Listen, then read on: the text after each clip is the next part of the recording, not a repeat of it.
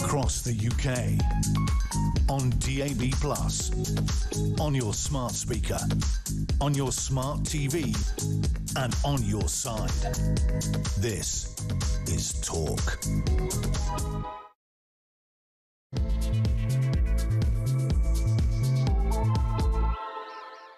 To come on air, Talk, of course, the home of free speech and common sense. And is it, ladies and gentlemen, a landmark moment in this country? Has a judge finally seen common sense? Breaking news in the last 5 minutes that Epping Council has sensationally won a bid to temporarily block asylum seekers from being housed at the Bell Hotel in Epping. You'll remember it.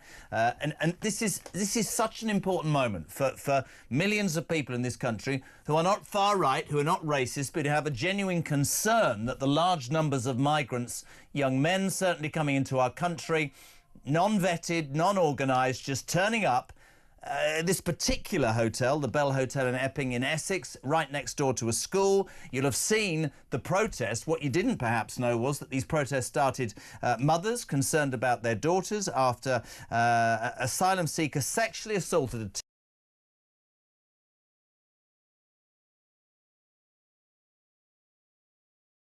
and of course he got ramped up. It was called the far right.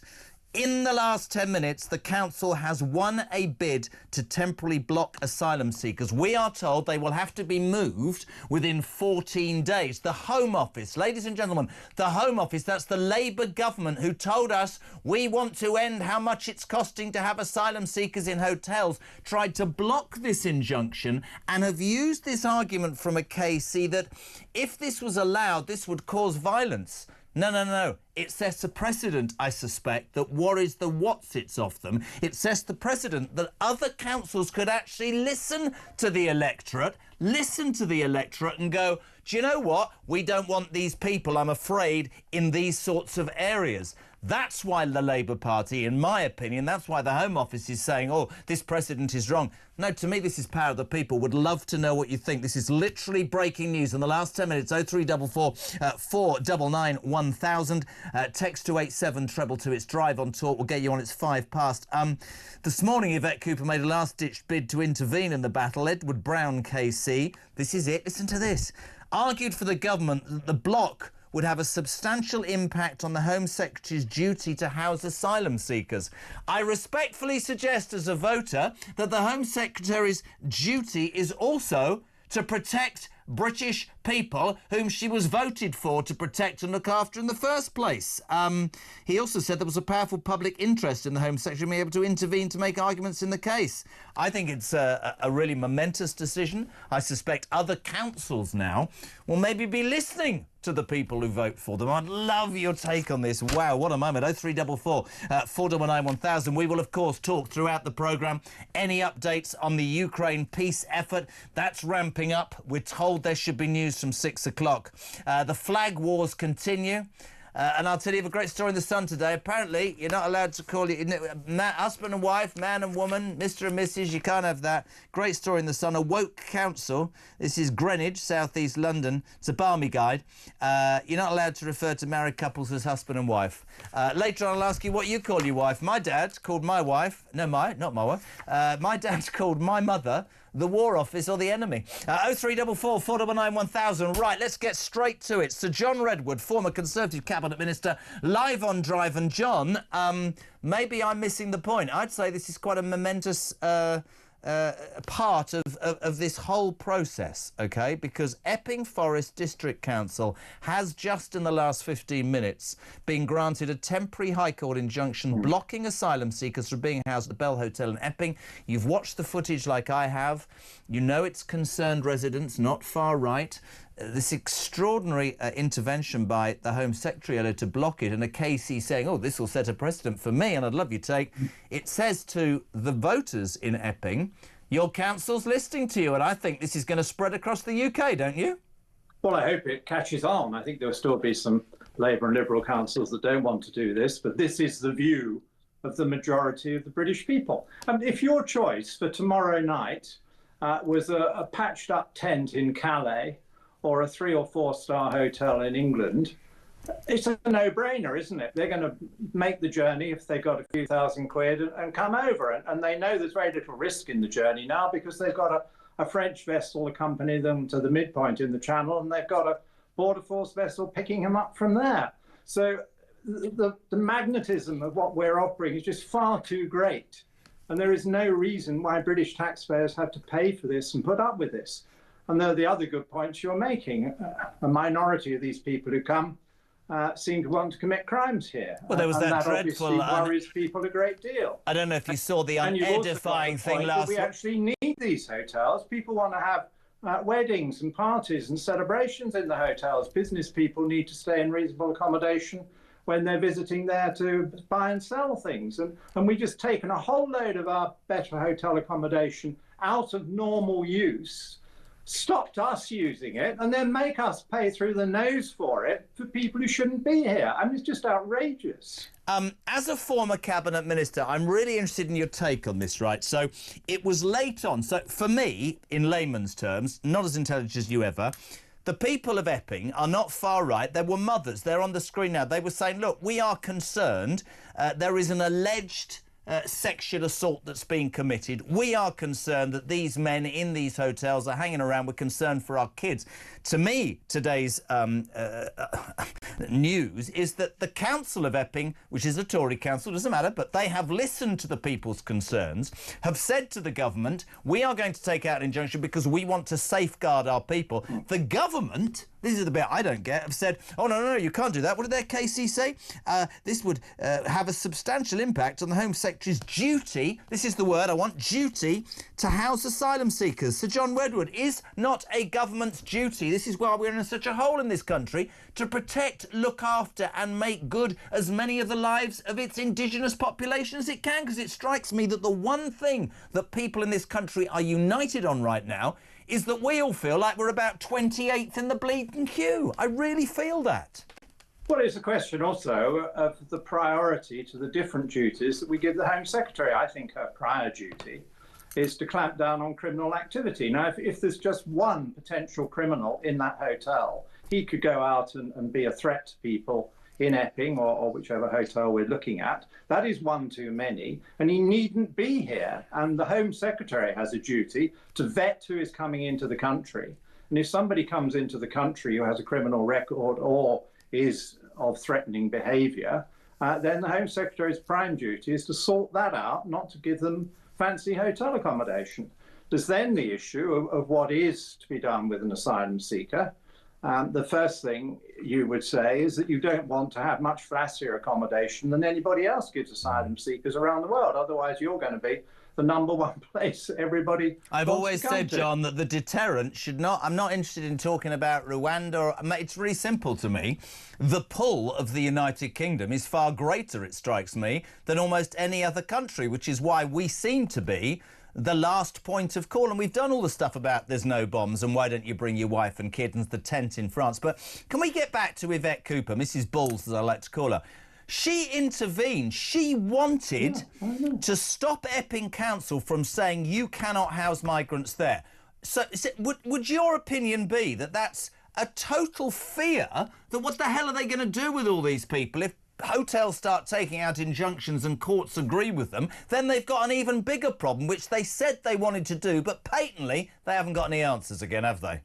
Well, it's dreadful that she did that, and she's had to stand on her head to do it, because she and the Prime Minister have made very clear they don't think hotels are the right answer for these people, and they want to close them down as quickly as possible. When a council then tries to help them, they intervene, say, oh, no, we must use these hotels. This is the only possible accommodation we can use. And when the Prime Minister was asked about this earlier, I think he said that, oh, they thought they got plenty of accommodation that weren't hotels and they were going to press on with this policy.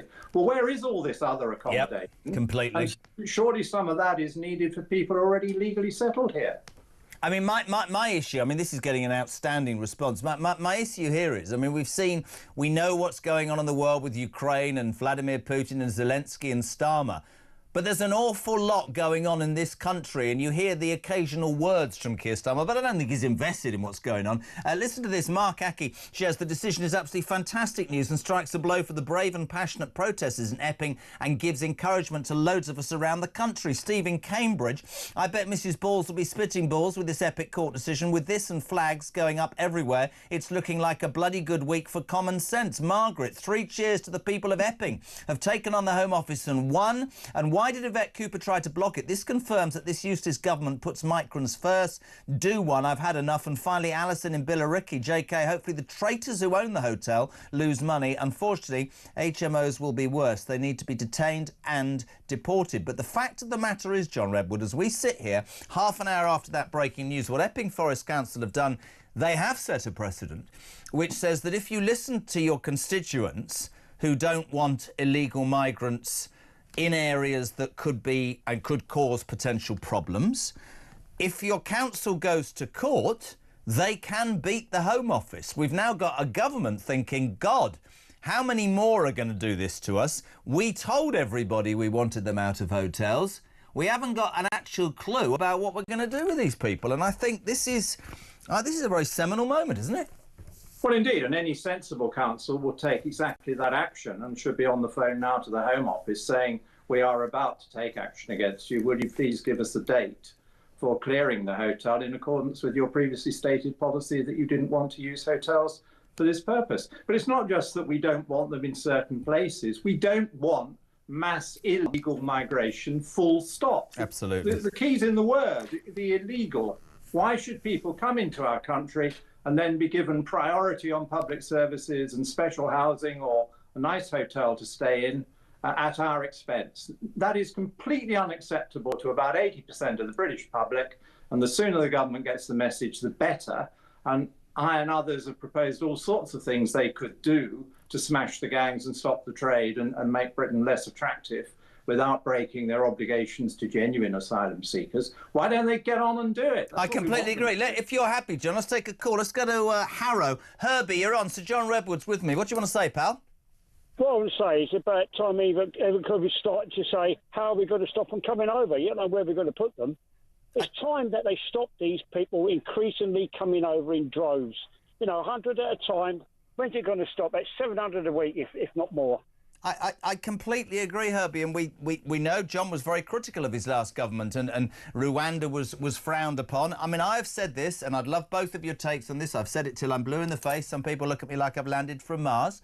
I would get one of those massive old liners. I condition it. I would absolutely train to within an inch of their life a 2,000 workforce who would know absolutely how to do it. I would put the Royal Navy in the channel, and anybody that came would go on that boat and we'd process within 24 hours. If you're legal, you're coming. If you're not setting foot in my country, you are going to a detention centre that I'm afraid will not be a 4-star hotel. And I'm not being disrespectful to the Orkney Islands. Somewhere like that, with lots of midgets. I'm being completely serious, because the message, surely, both of you, will get back to the people in other countries that we're not a soft touch to John Redwood, wouldn't it? That's the point. Well, you need certain measures. I'm not quite sure I agree with that particular list. But, yes, you do. You thought it was great. You're absolutely right that we have to make it much more difficult and much less attractive to come here illegally and then say that you are an asylum seeker. And we have to put a stop to this massive trade. And I've always said the first thing they should do is that they should arrest people on arrival and interview them, because they've already committed crimes. They have presumably paid money to a criminal enterprise. Absolutely. So that is a crime in itself.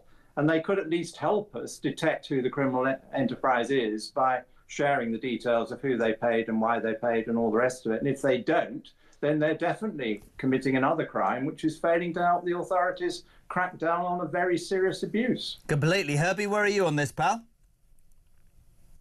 Herbie's gone. Brilliant. There is no point in carrying on with this. They've got to do something to stop this. In the Second World War, nobody left France to come to the UK, did they? So why can't we stop them now? The French aren't doing anything other than taking our money and sitting on their bums and doing absolutely nothing. I saw the amount of boats leaving that coastline. What do you say to people, Herbie, without swearing? What do you say to people with your opinion, my opinion, John Redwood's opinion, we're not truly British, we don't really care, we're too far to the right, we're ultimately racist because we don't understand how difficult it is for these poor people. What do you say to that? I'm sorry, Jeremy, that's not correct. We have enough problems of our own over here. We have to suffer our own.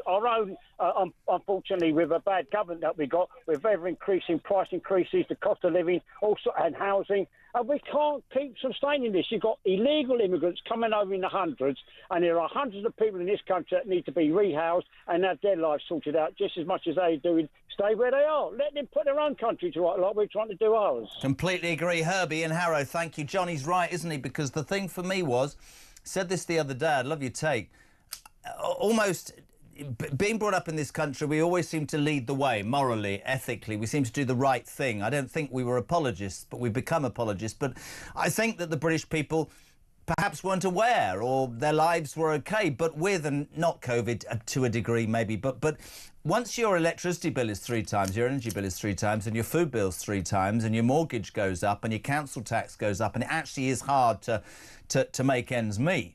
When you look now then at what's going and what's being given, and this unfair balance, and the Labour Party hate me saying this because they keep complaining about me. When I pay into it and get bugger all and they don't pay into it and get everything, the British people are going to go, we're not doing this anymore. We are not going to be taken for a ride. Well, that's what a lot of voters have been trying to tell the government for most of the last year. And allowing in 50,000 illegals already and housing them either in expensive hotels or in pretty high rents in private accommodation is a huge bill on the taxpayer. No wonder Rachel Reeves has completely run out of money for the things we want. Yeah. Because if you're going to accommodate another 50,000 every year and have to give them everything because they're not allowed to work for obvious reasons, so you need to provide them with free housing and free health services and some income to spend and all the rest of it, it's no wonder that we run out of money. And the British public say, well, that isn't one of our priorities. You didn't say in your election address, our number one thing is we want to greatly increase the spending on illegal migrants. Listen, before I've got a voice note before we get onto the other thing that I really want to ask you about. Chris, voice note, go. Fantastic news about Epping. Let's hope everybody else goes to the councils and tells them exactly what they want.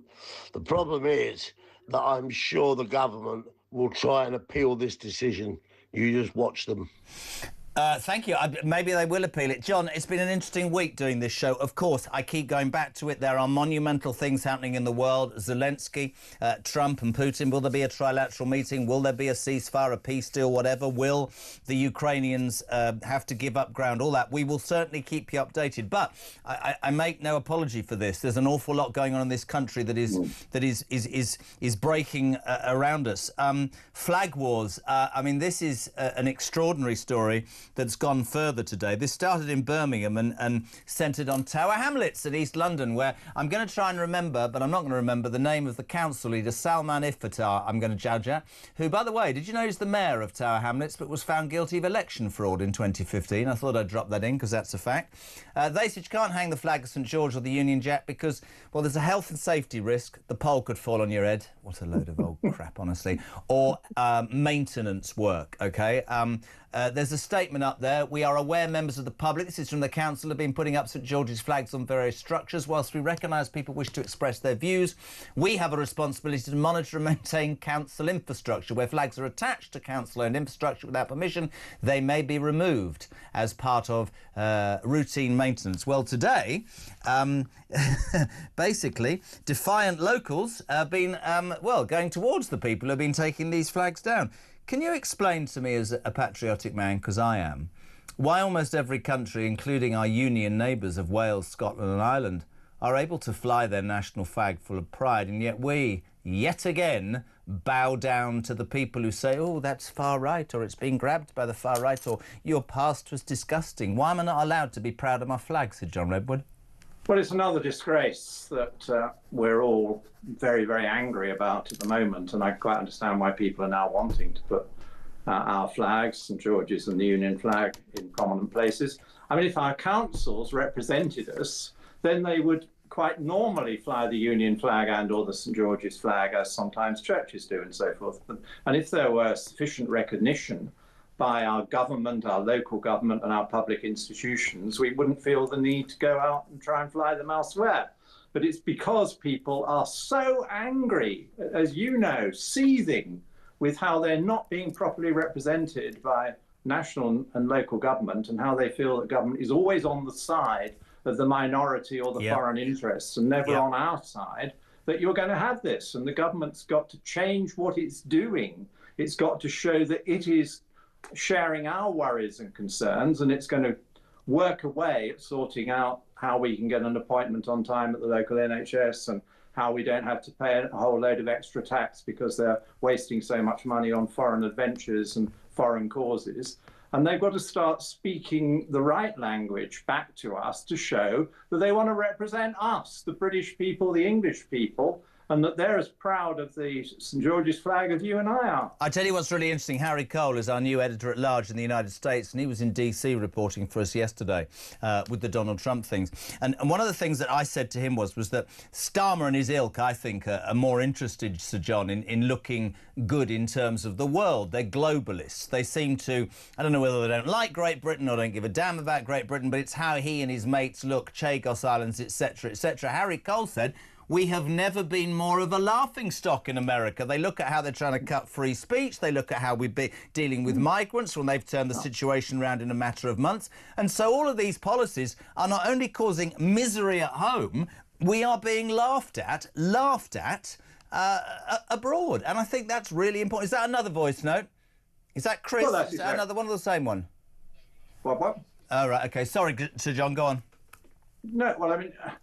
Again, people are very, very frustrated about this tendency to always trust the international treaty and the international lawyer when it does us down. I mean, the Chagos giveaway was complete outrage, and we can't afford all that money, and they misled us about how much money they were actually going to be giving away. But if you look at our and the European Union conduct over this very difficult situation in Ukraine, why aren't we saying to Macron, instead of cozying up to him, your country has been importing an awful lot of Russian gas throughout the war. Absolutely. You are therefore helping finance Russia while we've been trying to finance Ukraine, and that France has given a small fraction of all the money and defence support we have given to Ukraine. So if Macron wants to strut around in Washington and Europe saying that he is the leader of this, would he please pay up? Why are we paying the bills and not him? Do you know what? You are such a... You should have been Prime Minister. Two things very quickly. Jason on flags. You've got to hear this, Sir John. Go. Tower Hamlets for the last 2 years has been absolutely covered in Palestinian flags. The council did nothing about it. They're on lampposts. On anywhere you could stick a flag, there's a Palestinian flag being put up.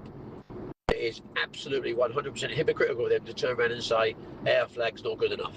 Disgraceful. There you go. And Chris Fitt, by the way, Philp, is it? MP, Shadow Home Secretary, has just said this, Sir John. This ruling, the Epping ruling, is a momentous moment for the people of Epping. Residents should never have to fight their own government just to feel safe in their own towns. Local residents have every right to feel safe in their own streets and every right to object when their community is treated as a dumping ground. This whole episode is the direct result of Labour's decision to throw open Britain's borders and tear up the deterrents the Tories tried to put in place. The Conservatives will remove all illegals immediately and put a proper deterrent in place so that towns like Epping are never put in this position again. Final word on it from the former Tory Conservative Cabinet Minister, Sir John Redwood. What do you make of today's announcement, Sir John? Well, good for him, and I can feel the palpable relief we've all got. And I've got my England cufflinks on. Good boy. As I often do, because I'm proud of our flag. And I would be really pleased if this government did what it said it was going to do, stop all use of hotels for these illegal migrants and smash the gangs by doing normal policing activities instead of cooperating with France, who we give far too much money to in order to conduct them safely across to Britain. I don't say this lightly. I say it every time. You should have been Prime Minister. We love you. Sir John Redwood, available for Panther if you want to book him. 4:25. We're live across the UK. I am tearing up the schedule. Look at the look on the face of my producer, because next, a very special guest, 4:25 on Drive.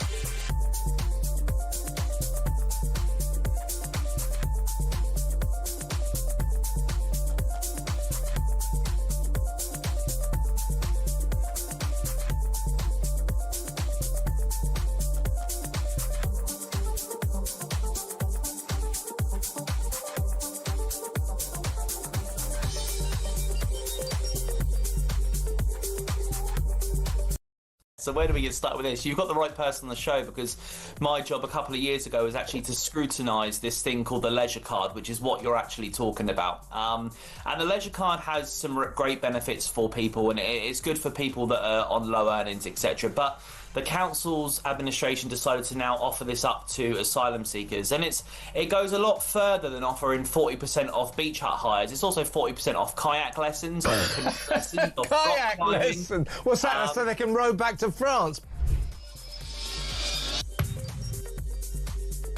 The people who are putting up these Palestinian flags and other flags representing the Muslim communities, which are very close to being in the majority in some of these areas.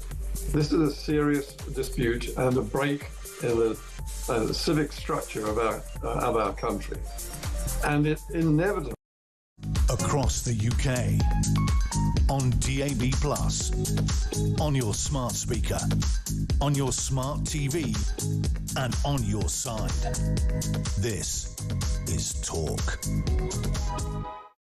4:28, we're live across the UK. A momentous afternoon, because literally, ladies and gentlemen, the last half an hour, Epping Council has sensationally won a bid to temporarily block asylum seekers being housed at the Bell Hotel. You'll know this story. An asylum seeker allegedly assaulted a teen girl. The hotel is next to a school. There were lots of migrants. The people of Epping, predominantly mothers, by the way, took to the streets very peacefully. Everybody got involved. They were all called far right.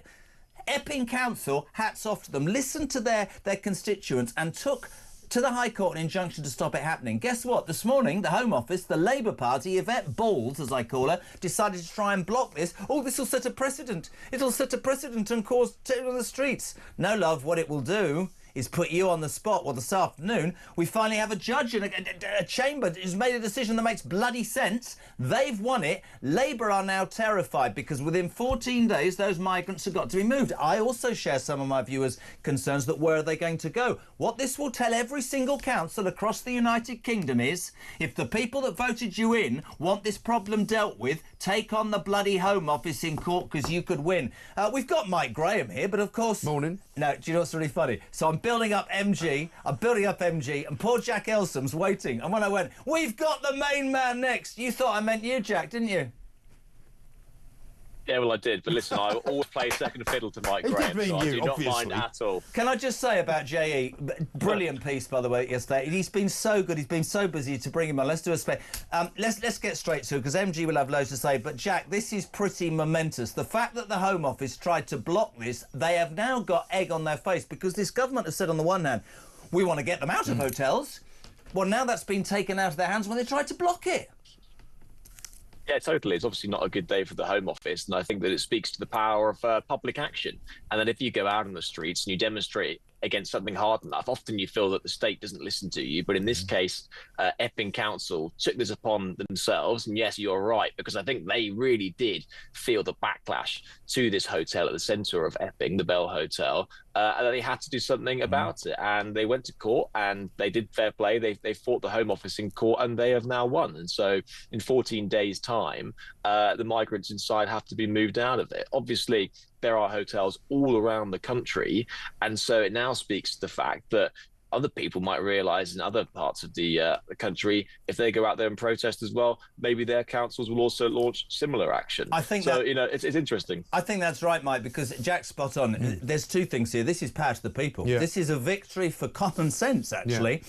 But then we've obviously got the issue of what happens next. Yeah. This is a government who didn't think this was going to happen. And she tried to block this. This is appalling, but fantastic at the same time. What's really interesting, right, is the precedent that this has set. Because what they've won on is the fact that the hotel is no longer has breached its planning rules, because it's no longer operating as a hotel. So that means you can take every single hotel that's housing migrants, take them all to court and say you breached your planning recommendation, and you are now no longer a hotel, so we're going to shut you down. Now, I hate to make it political, guys, and you two know more than me, but this was a Tory council, Epping. Yeah. You cannot see Labour councils taking their own government to court, but... what would happen if people came strong enough in the community? Individuals can take... an individual can take... An individual can easily take the hotels to court and say, you know, we want these hotels shut down because they breached their planning rules. And if the council tries to fight that, they'll say, well, hang on, there's already a court case, there's a precedent in Epping, so you're going to have to follow that. That's interesting, Jack, isn't it? Individuals, powerful individuals, people with money, people who perhaps can have a voice might stand up and take these councils to... Very interesting, mate, isn't it? Yeah, totally. And, obviously the council has taxpayer money behind them, so they could hire a good KC who in this job, in this case, managed to bat away last-minute injunctions, last-minute appeals by the Home Office. But it does, I think, speak to a wider point, which Mike said about, hotels who have gone way beyond their purpose. And if they get planning permission as a hotel and haven't had any guests there for the best part of 3 or 4 years, and they are now just absolutely raking it in because, it is actually much more commercially profitable to get these lucrative Home Office contacts. It's taxpayer money. They get full rooms, absolutely every single day. Don't need to worry about booking staff. Don't need to worry about any of the rest of it because they're getting lucrative government contracts. But that is not why they were given planning permission in the first place. And it's also not commercially viable for the taxpayer who ends up paying for it at the end of the day. But, that's the economics aside from all of this. Why this really became a massive row is obviously a safety issue.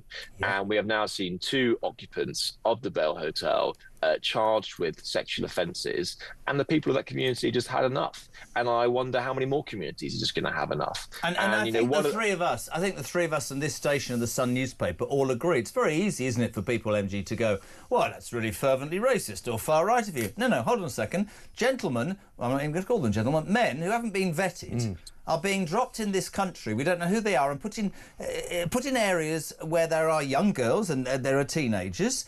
And as parents, people have a right to say, well, sorry, a couple of people have allegedly been assaulted sexually, so we'd like to protect our kids. You'd protect your kids, I protect my kids. Jack, when he has kids with his lovely girlfriend, sorry, that was a bit forward, he will protect his kids. That's a natural thing to do. It's not far right, isn't it funny that this government spends an awful lot of time talking about, sometimes with relation to the online safety bill, how they want to protect women and girls in this country. Well, in that case, shut down these bleeding hotels and kick these people out of the country. Couldn't agree more. If you really want to safeguard women and girls in this country. So that was the interesting thing is, what I would say is that the government has said that by the next election, by 2029, they are going to close down every single migrant hotel in the country.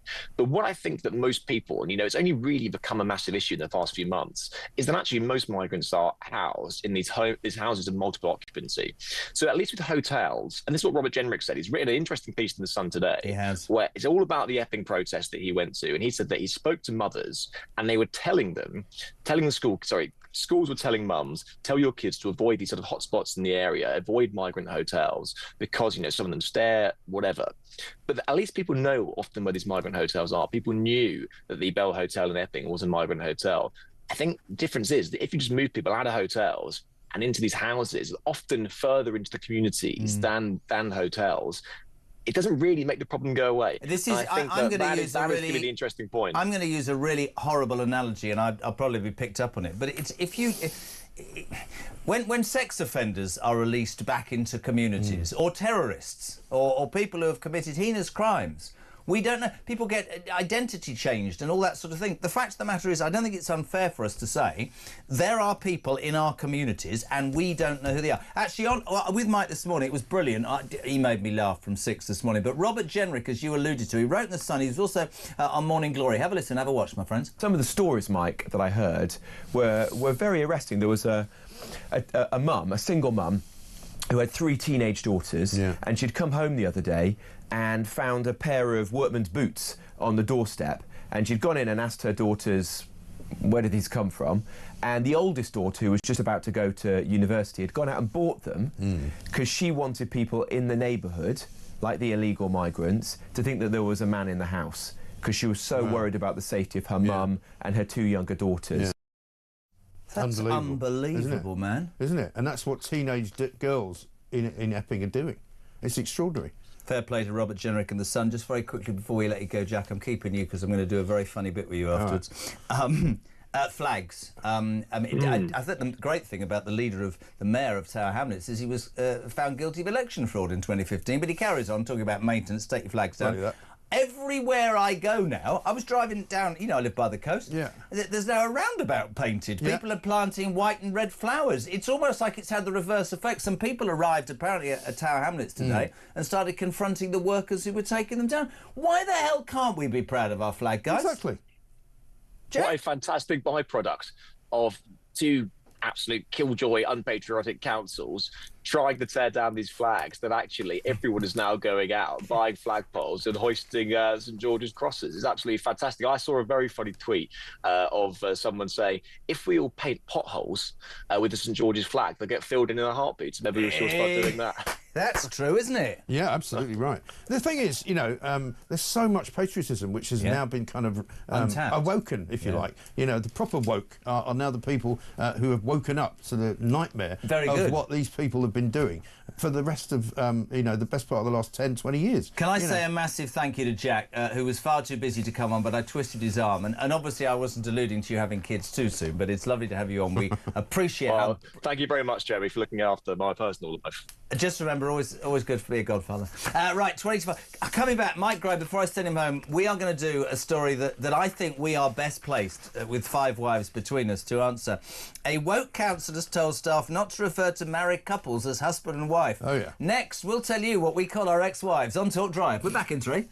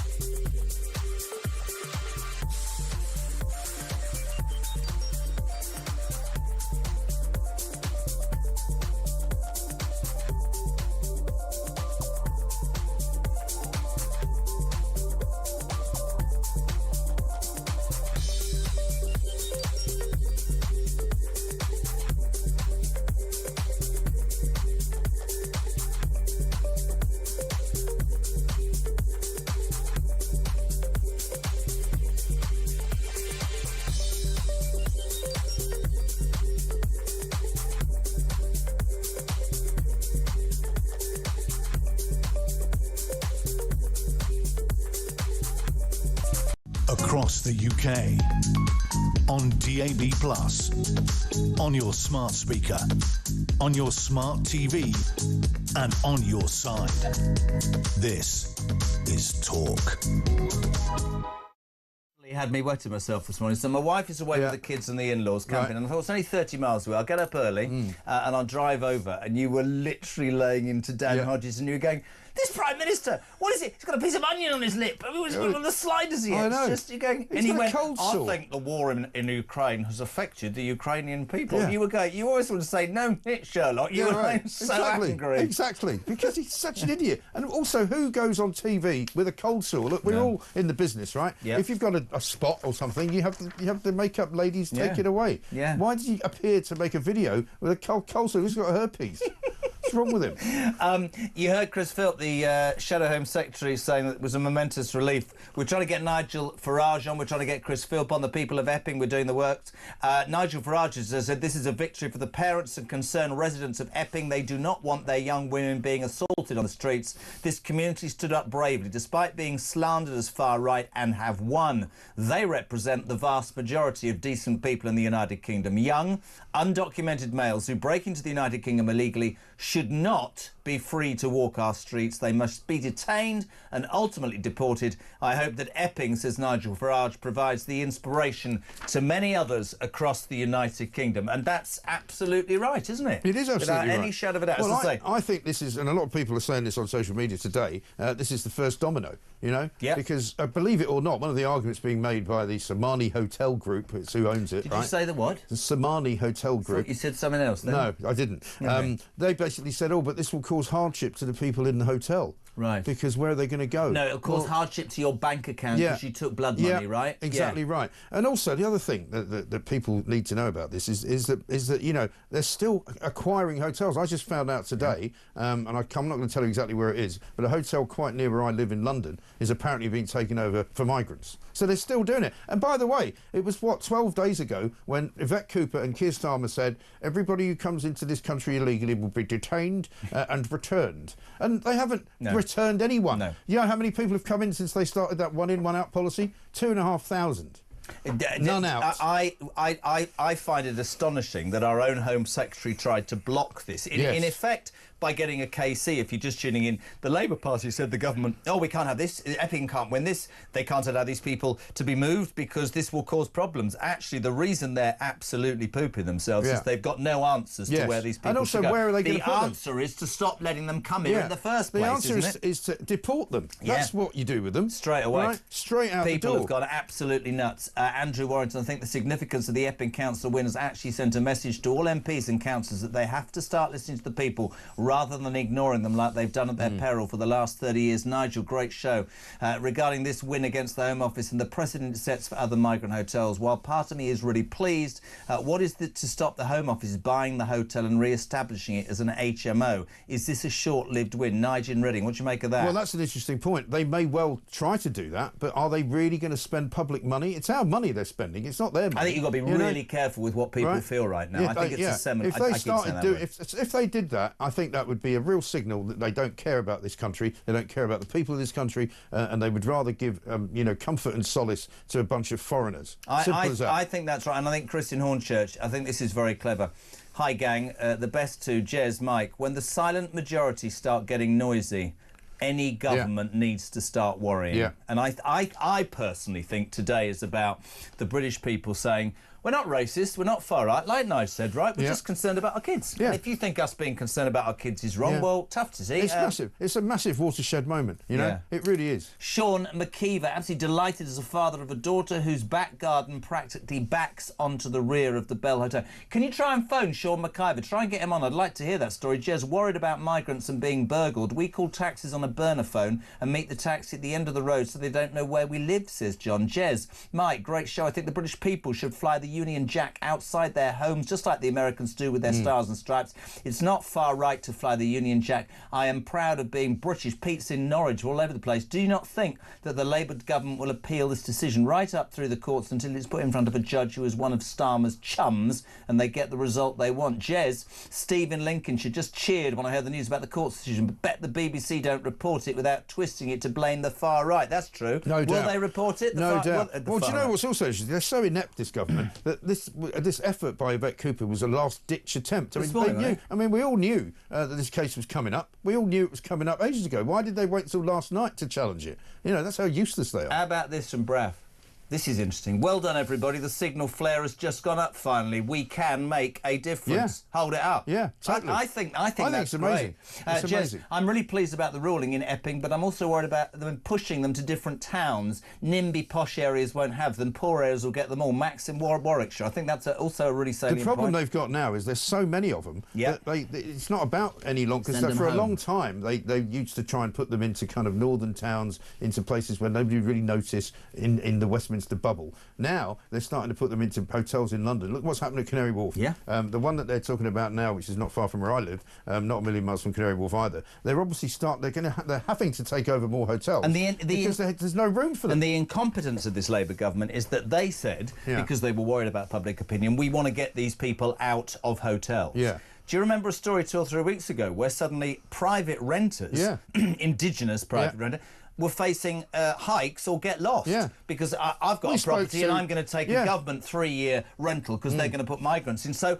now what's going to happen? They're going to push people onto the streets to accommodate these in social housing. These That's are big your next problems issue. that they've got. We spoke to a Portsmouth councillor this morning who's got 22 HMOs in his ward, right? Which the government tried to put in without telling anyone, and they're going to have about a minimum between 5 and 8 male single dwellers in those 22 houses. It's about 600 or 700 people are going to be housed like that in Portsmouth, and nobody's been given permission to do it. Wherever you are in the UK listening to Drive on Talk right now, Mike and Jez here with you. He's going to go home to bed very soon. What do you make of this? Is there a migrant hotel in your community? Are you concerned? Very quickly, Mike, you haven't got an earpiece, have you? This is Sean McKeever who texted in. His house backs onto the Bell Hotel. Sean, you're on Talk Drive. How are you? Very, very well, thanks, yeah. Your daughter's house backs onto the Bell Hotel? Just about, yeah. So where she lives in Bury Road in Epping. Obviously we're concerned for her safety. Do you have granddaughters, grandchildren? No, sadly not. But you're concerned for her, and what do you say to the people who say, "Oh, this is the far right. This is outrageous. This is wrong"? I mean, that's absolute nonsense to say it's far right just because you support British and British values, and yeah, that's rubbish to say that we're far right. We just support and hope that the British come first. You know, it's a very important moment. Mike Graham's with me. It's a very important moment that this council has listened to the people of Epping and got this award, and actually, it could set a precedent across the United Kingdom, couldn't it, Sean? Well, I hope so. Yeah, I hope so. It's true, isn't it, mate? Yeah. Well, I think the legal point has been made that if you change the plan, if you change the use of the hotel, if you like, so that it no longer fits what the planning application was given permission for, then it's a dead business. You have to reapply. So they can all be told, you know, sorry, you're not a hotel anymore. Sean, thank you for your call. Our regards and respect to your daughters. That's Sean McKeever. His daughter's house backs onto the Bell Hotel. Mike Graham. I didn't do the Mr. and Mrs. thing, so you've got to stay for 3 more minutes. Okay. Are you sure you're all right? Because it's very bloody funny. But can we just make the point? Mike absolutely makes the right point. I'm sitting here thinking, oh, other councils can take the Home Office to court. Yeah. You've said it. Hotels that change their spec to accommodate migrants are then not legally able to be a hotel anymore. Individuals listening to this who don't like what's going on could potentially get legal aid, get a left-wing human rights lawyer and take the Home Office to court, right? Absolutely. Loving work. 12 minutes to 5, back in 3, I promise.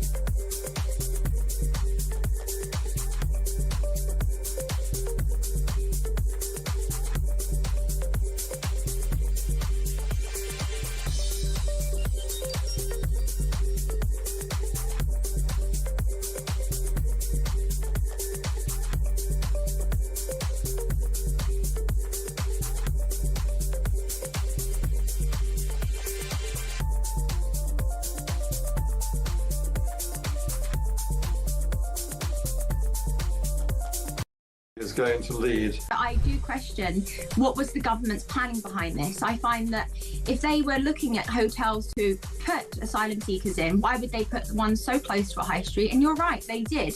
Prior to the incidents, they would be sitting outside primary schools and secondary schools on benches at 3 p.m.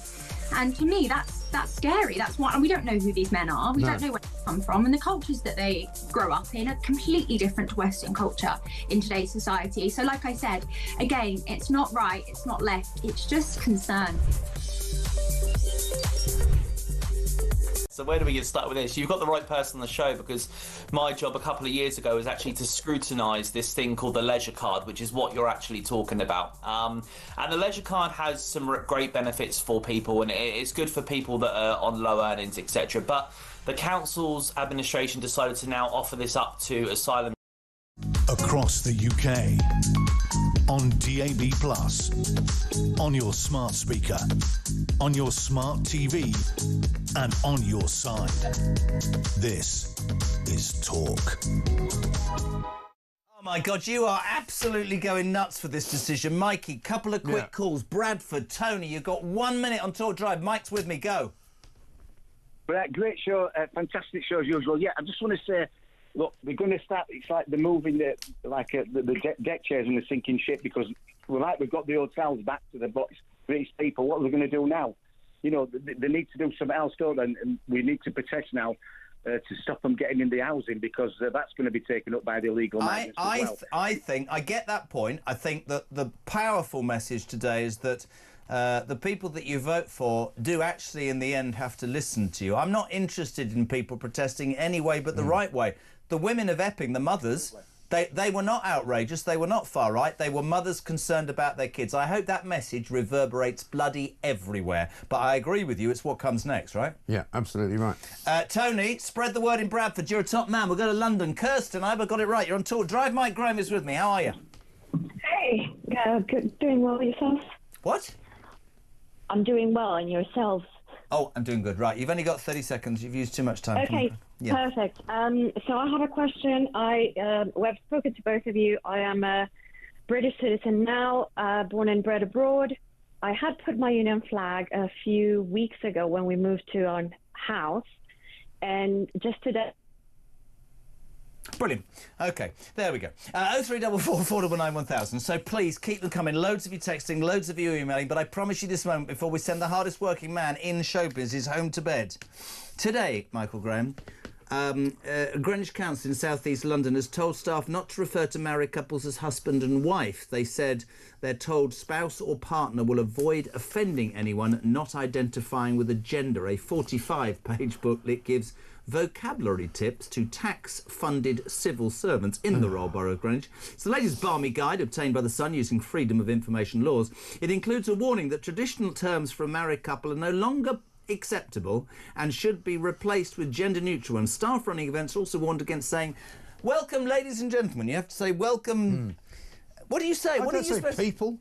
I don't know. I say ladies and gentlemen every morning, because I like saying ladies and gentlemen. It's up and to I'm you. not going to stop saying it. But what do they suggest you call people then if you don't call them husband and wife? Well, I don't know. I mean, let's do this. My father used to call my mother the War Office or the enemy. I used to go, "How are you, Dad?" "Well, he said the War Office is on the prowl this morning. I'm in the study having a gin at 11 o'clock and a cigarette because the old bag's having a right to go." Yeah, he called her the War Office. The War Office, old bag and the enemy. OK. But he stayed married to her, though. 60 years. I asked him once, "How'd you last that long?" And he went, "I stopped listening after about 6 months." Talks absolute rubbish. What I can tell you, is my first and only wife, actually. I've only had one wife. Oh, sorry. I've never been married again, even though, Please don't feel you've got to go into this. I might just sit on the step. But my ex-wife used to call me the wallet. The wallet? The wallet, yeah, because I had a leather jacket and we used to walk around wherever we were. And whenever she decided to buy something, she'd just sort of point at me and I would just pay for it. And that was kind of, Do you want to talk about what an impact this has had on you and your life? Well, I've only ever known women that I gave money to. I've never... I once went out with a woman... A mate of mine said once, you can save yourself an absolute fortune by when you meet somebody, just don't marry them, just give them your house. Yeah, and then well, there's a famous joke, isn't there? The guy says, I'm not going to get married anymore. I'm just going to meet a woman I don't like and buy her a house. Absolutely. So I... 3 times. And, but so you've got 3 ex-wives, yes. Right? Do you call them all different names or what? My first ex-wife is probably still one of my best friends. That's fine. We were just young and that's fine. Yeah. I'm not talking at all about my second wife because if I tried to say a word, I'd probably be sued. OK. Peter Andre's finding it difficult enough. I'll give you that analogy. Vic's definitely... I mean, I'm terrified of Vic. I mean, she is... Quite right. But Vic's a rugby-loving, Guinness-drinking... Yeah, she's I mean, you've spoken to her. She's fabulous. She would agree with us more than we agree with ourselves, wouldn't she? She's absolutely She brilliant. said to me the other day, she's going to kill me for this, she said, "And what about those women that don't like being wolf whistled? I take it as a bleeding compliment if I'm walking on the road and a bloke goes, 'Oi, oi, love.' She said, 'I'm married with 2 kids. Nobody ever does that anymore because me arse.'" I didn't say that. Crack on. Anyway, I know what you mean. So I mean, my ex-wife does not like me. It's as simple as that, really. We spoke for a while. But then she finally... But can you believe this, right? We got divorced in like 2001 or something. Did you? At the end of the day, I think it took a few years for it all to be sorted out. She went and lived in America and hated me for quite a long time. Then sort of got a bit friendly, and then we had to meet up for my son's graduation, and we had to have lunch with her and her new husband. Right? What's he like? He didn't say a word, and she spent the whole lunch. She spent the whole lunch reminiscing about our life together.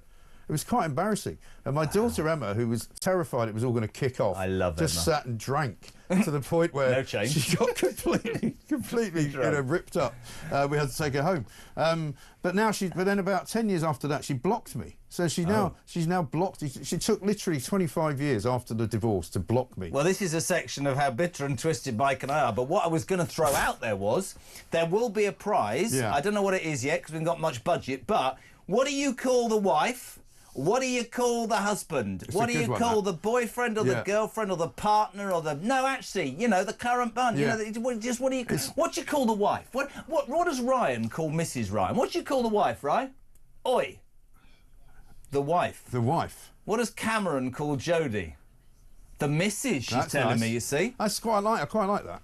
Yeah, but he needs an education. That Cameron needs sorting out. He needs to ask her to marry him. He needs to stop cooking dinner for her every night. It's giving men a bad reputation. There's nothing wrong with cooking dinner. No, I'll be doing that Amy, later. what do you call your husband?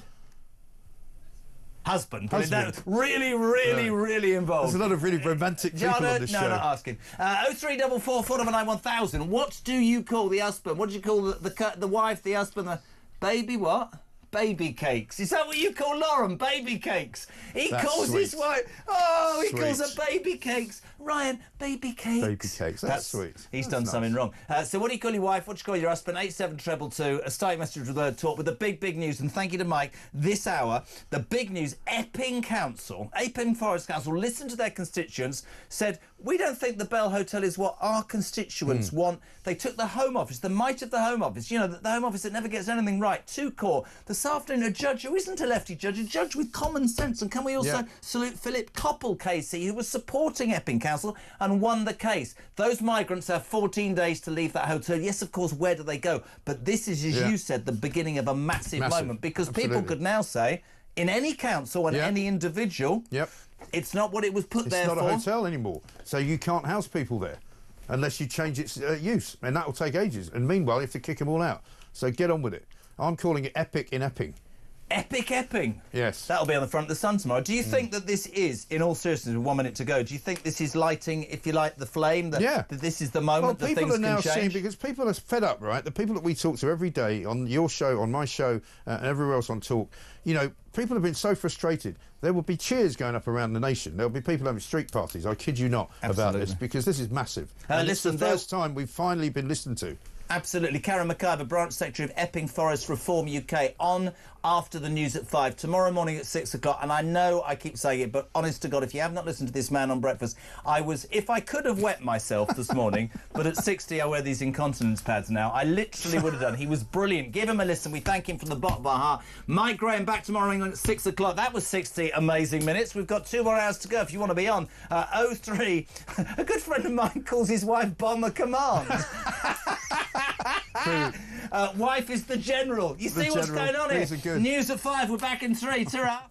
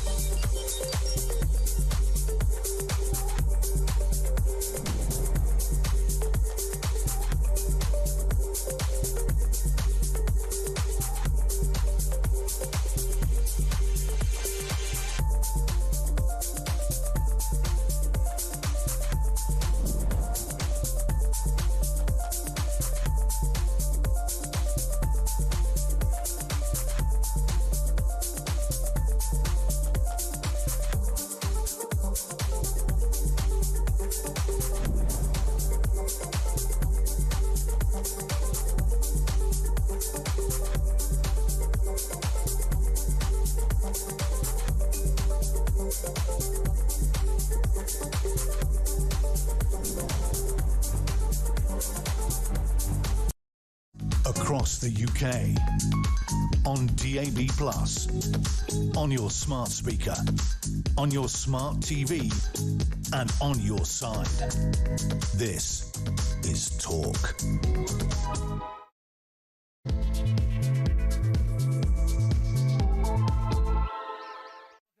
To Talk, I'm a free speech and common sense. I make no apology for the fact Mike's been in, I've had a biscuit, it's absolute bedlam here, because an hour ago, the breaking news story that has shook many, many people. Epping Forest Council, having decided that they should listen as a Conservative council to the constituents who said, we're not racist, we're not far right, we just don't want migrant men who haven't been vetted, living in a hotel, hanging around, drinking, doing whatever. It was on the back of two alleged sexual assaults tied to that hotel.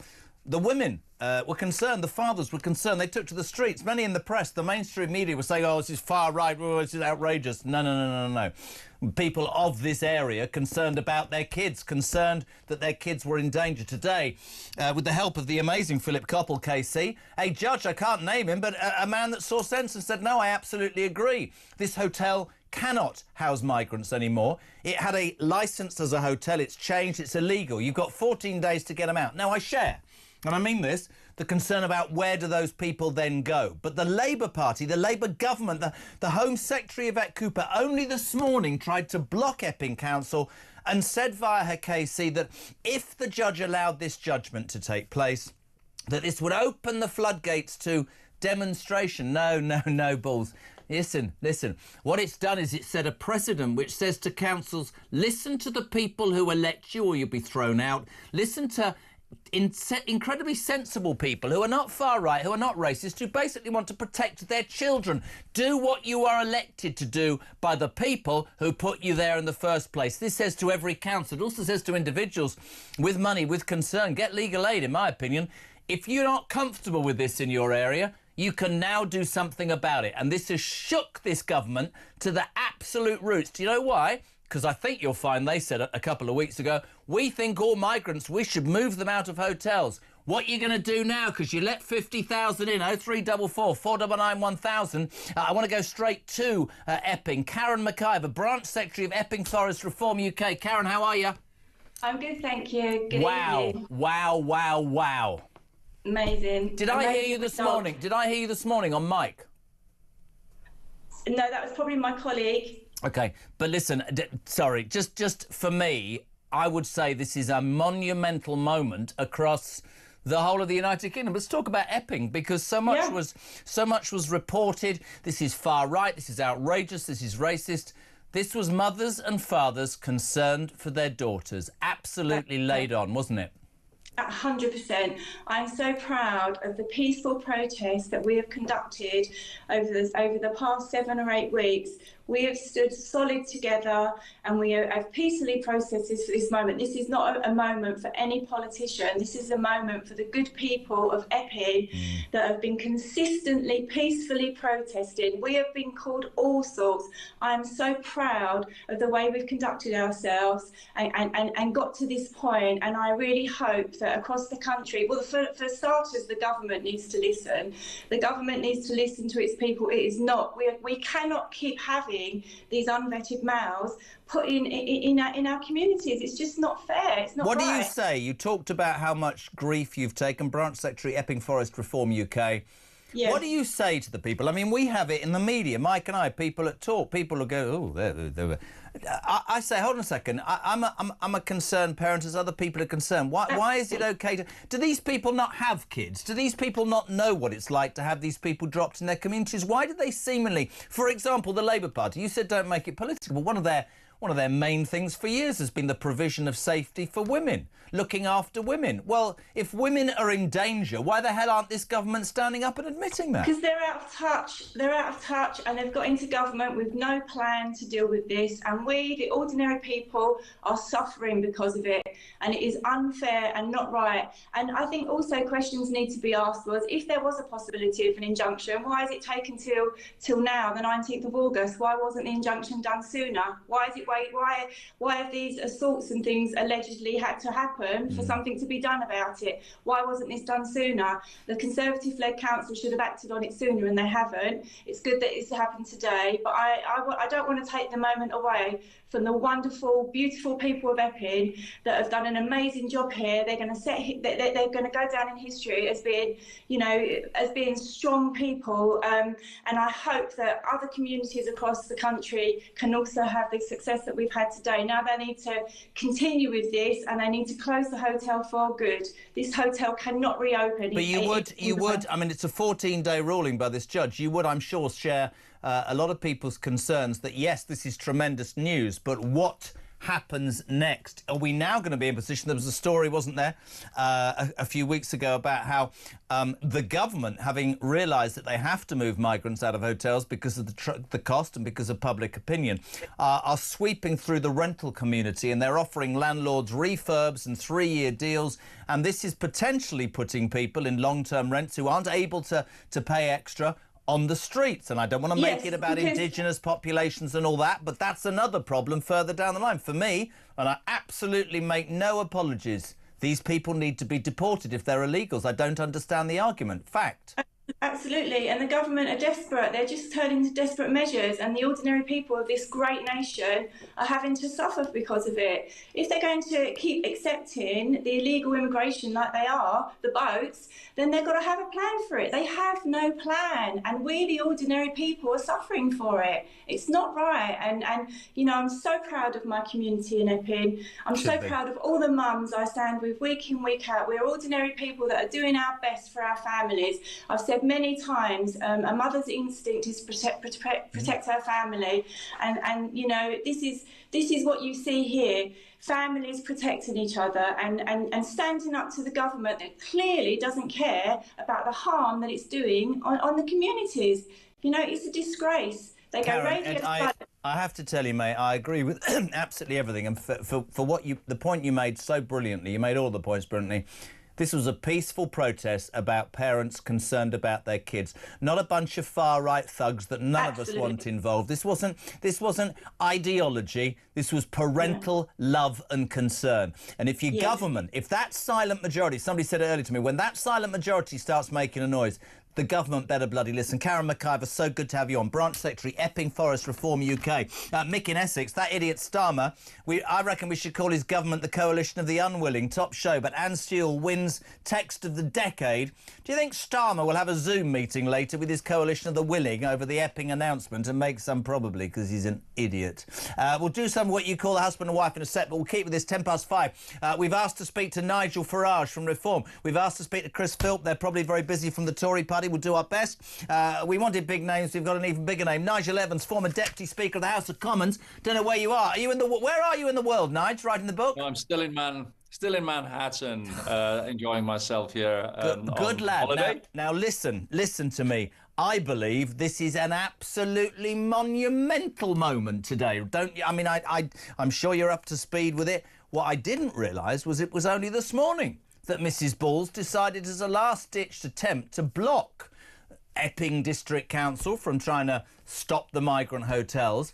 And her KC, one Edward Brown, argued that the block would have a substantial impact on the Home Secretary's statutory duty, just going to repeat that, statutory duty to house asylum seekers. Her duty to house asylum seekers. I ask you this, Nigel Evans, 30 years as an MP, Tory MP for Ribble Valley. What happened to a government's duty to the British people? That's what matters, isn't it, first and foremost, or am I wrong? No, you're not wrong, and it is an amazing day. I think Epping Forest is probably one of the few places where you can actually put out Union Jacks and St. George's flags in celebration of a common sense decision by the High Court. Absolutely. Now, this isn't rocket science.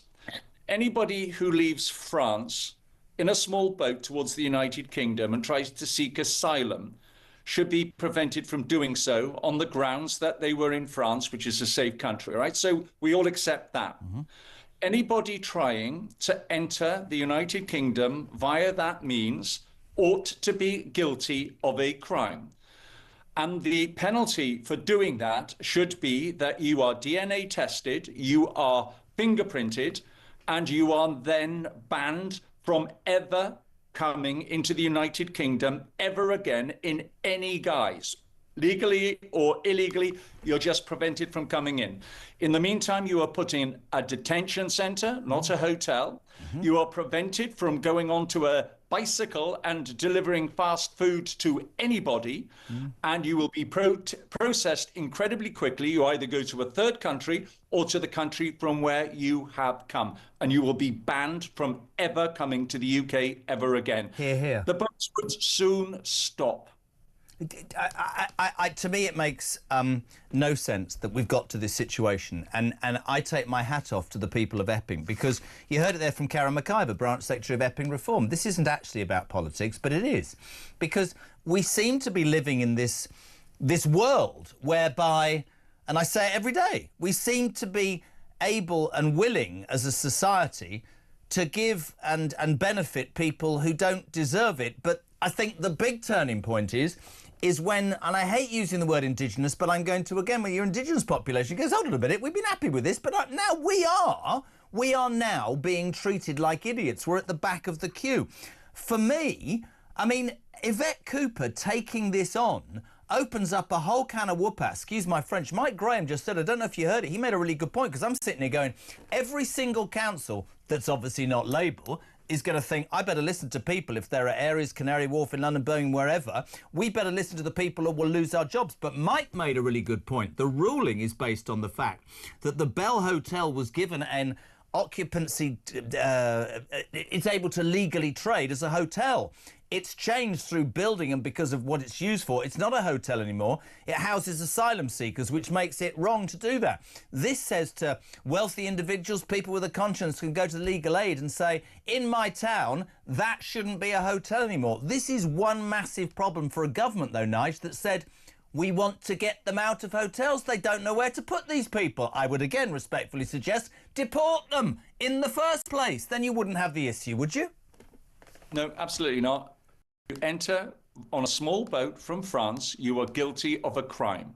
It's as simple as that. Why didn't you do that in your 14 years in power? Well, then, they should have done it. And of course, we've finally found a judge that agrees in common sense, thank goodness. Yeah. So he's made this particular decision. Do you know, I think the patience of the great British public can be tested up to a certain point. And we've reached that point. And you can see that people who are taking to the streets in Epping and various other places, they're not racist. No. They're people who care about their communities, and they should be listened to. And they've finally been listened to in Epping. So the government better wake up. And it better wake up and start to listen to what the British people, who are now at that tipping point, are saying. Somebody said earlier, Nige, you'd agree with this, and it goes in with what you just said, that once the silent majority... Once the silent majority believe that their voice, not outrageous, but their voice will be heard, your government is in big trouble. I don't believe that this government has a plan for migration. I think the last government was too slow to implement Rwanda, whether I agree with it or not.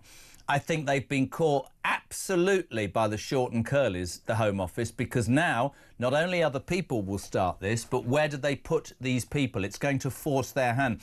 I think the British people, you touched upon it, have reached a tipping point. And I think it's because I think that we've always been brought up to believe that, you know, we're morally the good people. We help the Ukrainians, quite rightly. We open our doors. We are the leaders of the world in terms of morality and what's right and what's wrong. I think once, whether it's COVID, but as I said earlier, when all your bills go through the roof, when it is hard to make ends meet and break even, and then you look at what other people who shouldn't be here are getting, I think that's when the silent majority go, no, I'm not having this. This isn't fair anymore. Can I take a call? I'd like to involve you if that's all right. Nigel Evans. This is Paul in Southampton. Paul JK here and Sir Nigel, not yet. Nigel Evans, ex-Deputy Speaker of the House of Commons. What you got for us, Paul?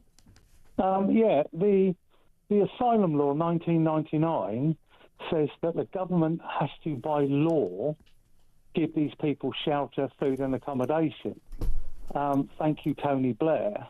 And to Nigel Evans, You're in power for 14 years. Why did you not repeal this law? Good question.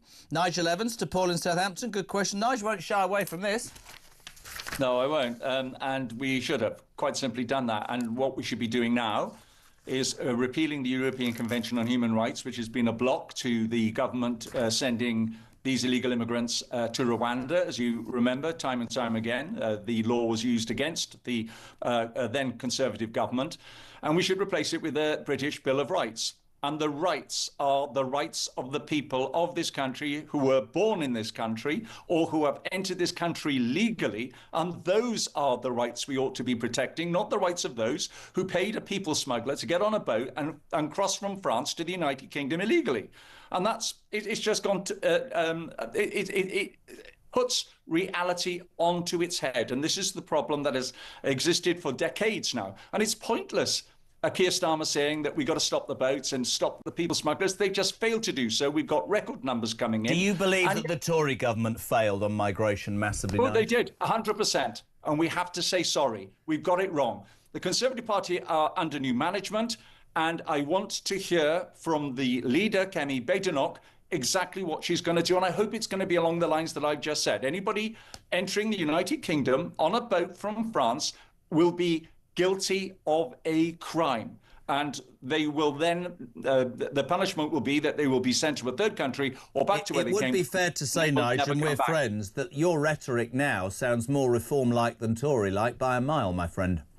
It's common sense. That's all it is. Precisely. It is. Pigeonhole it into any political party. You could even be in the Labour Party and hold these views. Well, I doubt except it. none of them will speak up. Paul, do you think we'll ever... Paul, sorry, just at the next election. No, I agree. Back to the caller. Paul, do you think we'll ever get this sorted? Do you see today's decision in Epping as lighting the touch paper for really the people of this country being listened to? No? No. I mean, the Conservatives never turned the boats back. Nobody's tried. They tried, and the French took the boats. Do you think if Reform got in, they'd do it? I think the country is putting our hopes in Farage and co. to do what these useless Tory people, had 14 years not to do, and they're not going to do it with Badenoch. She's so liberal. She's got Cleverly back, and Mr. Chagos Islands, he's the one that started all this. Couldn't agree more, Paul. Paul in Southampton, thank you for your call. This in from Councillor Chris Whitbread. Nige, quickly, leader of Epping Forest District Council. He says, I am delighted. This is great news for our residents. The last few weeks have placed an intolerable strain on our community, but today we have had some great news. Thank you to Mr. Justice Ayer. For the first time in weeks, we will see a chink of light at the end of the tunnel. I also want to say a massive thank you to our planning and legal teams who have worked day and night in preparation for our day in court. They have done this council proud. This is not the end of the matter. Having obtained an interim provision, the next stage is for the council to return to court and seek a permanent injunction. Home Office policy ignores the issues and concerns of local residents that this council represents. Today we have made a step towards redressing the imbalance and showing the local people have some say. You do have some say, whatever the Home Office might think. Your response to that, Chris Whitbread, leader of Epping Forest District Council. Nige? 3 cheers. It will have cost Epping Council, by the way, a considerable sum of money to have got to where they've got to today. Should have been the government should give it back to them. The government should give it back to them. It gets worse than that, Jeremy, because we'll have Yvette Cooper spending British taxpayers' money trying to overturn this decision. And so Epping Council may yet have to face even more considerable costs. So you've basically got the British taxpayer paying twice for a decision, quite frankly. Hallelujah that it's come. And I hope it's the first of many. And I hope many local authorities now throughout the country, irrespective of their colour, will start to listen to the people who put them into office, and they start taking the government to court too. It's interesting. I was sitting here thinking about, this council and having to go back. These people believe quite fervently in what they're saying, and that can only be good news for the people of Epping and the rest of this country. Perhaps not so good news for the government. Before we let you go, because you're in Manhattan, you're probably going out for a drink. What time is it in Manhattan? About 10 o'clock in the morning. What time is it? 20 past 12. Have you had your lunch? No. I'm listen. I've been wandering the streets of Manhattan this morning already, and I'm going to go out again this afternoon. Now, one thing, what is very brilliant about what you've just said is that as you wander the streets of America, and can I just say for the people who are saying you haven't talked about the situation in Ukraine, any updates from that important meeting yesterday? Will there be a trilateral? Will there be a carve-up? Will there be peace? That's what everybody wants. We'll let you know. But as you walk the streets today in America, I bet you saw something that we're not allowed to do, because in America, and I lived there for 3 years in New York, every single house, bar none, have a flag. I don't know if you know the story, but some weeks ago in Birmingham, the council, there's this Operation Raise the Flag. This is people saying, we're proud of being British, we're proud of the St George's Cross. They're putting up flags. Birmingham Council saying, no, you've got to take them down. We're doing maintenance work. Then we've got this oik who runs Tower Hamlets Council. I think it's Salman Iftikhar, who, could I just tell you, by the way, Nige, was found guilty of election fraud in 2015. Did you know that? He's the mayor of Tower Hamlets. Election fraud guilty, nothing happened. He said, his council yesterday, we got that statement, basically you can't do it. There's a health and safety issue and council buildings might fall down and the pole might fall on your head. And it's really interesting because these two woke councils have woken, excuse the pun, up, because across the United Kingdom there are now swathes of flags absolutely everywhere. You see on screen, Tower Hamlets Council statement on flags. I'm not even going to read it. They have Palestinian flags up the whole time. It's almost as if this Epping forest has woken up people. And the flag wars this week, there are roundabouts being festooned in paint and flowers being planted. This is bloody good news, isn't it? What is wrong with being proud and patriotic, Nigel Evans?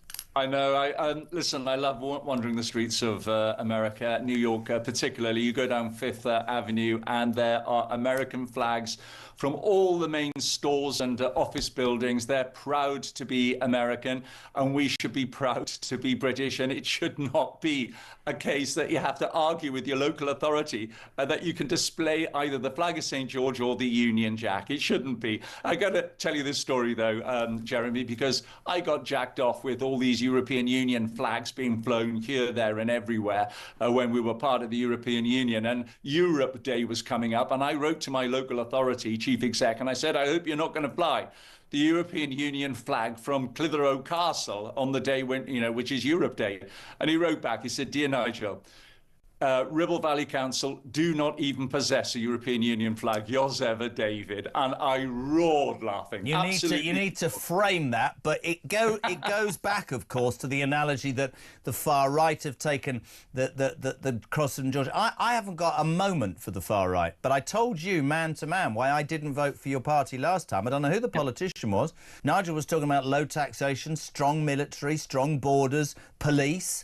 And somebody in the Tory party said, that's far right. And I thought, no, it's not. It's what I was brought up to believe in. If we cannot be proud of this country, if we cannot actually have police that deal with criminals, if we can't make sure that our borders are secure, if we can't look after our own people, if we can't lower taxation, we're in trouble. And I think the Epping announcement, I think this flag debacle has lit a touch paper. And long may it bloody well continue. Common sense on the march, I'd say, Nigel. No, absolutely. And part of the problem is some of these local authorities that are taking these decisions were quite happy when Palestinian flags were being flown from lampposts. There didn't seem to be a problem then. Now, all of a sudden, people want to display their pride in their own country by flying their own flags. And now, all of a sudden, it is a problem. And it's the two-tier attitude of these local authorities that is a real problem. People should be able to fly their own flags from their own buildings. You either ban them all or you allow the flags that people want to fly from their own buildings. It's as simple as that. And so it's the two-tier treatment that people are fed up at. And as I said earlier on, people have been pushed to a limit.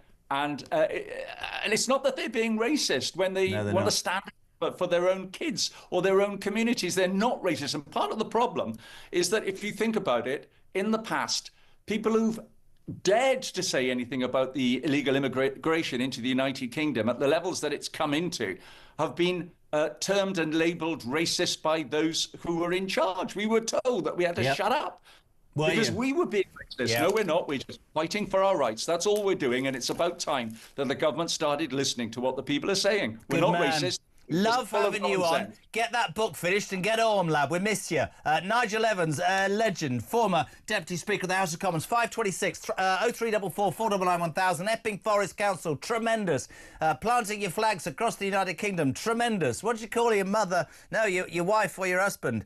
All sorts of fun on this. I heard somebody once refer to his wife as the command module, says Clayton in Dartford. Loads of them coming up. In front of my family, my husband calls me the boss, and at home in private, he calls me sexy. He's one in a million, says Caroline.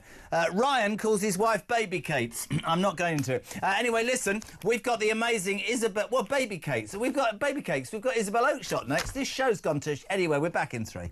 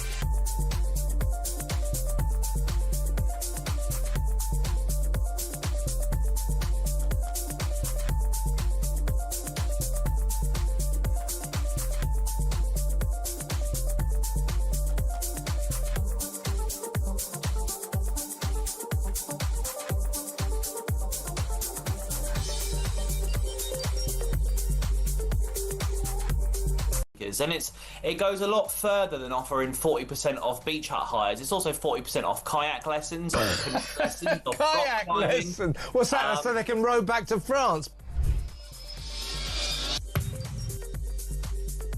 The people who are putting up these Palestinian flags and other flags representing the Muslim communities, which are very close to being in the majority in some of these areas. This is a serious dispute and a break in the civic structure of our country. And it inevitably is going to lead to more protests and maybe increasingly angry and even violent protests.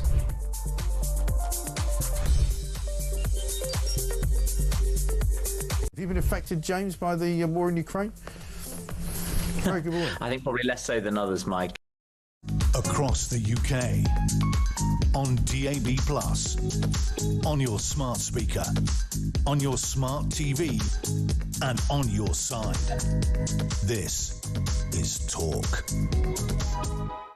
At 5:30, we're live across the United Kingdom. Talk is, of course, the home of free speech and common sense. And today, common sense has prevailed. Epping Council winning a monumental court case to basically block asylum seekers from being housed at the Bell Hotel in Epping. You'll have seen and heard the story.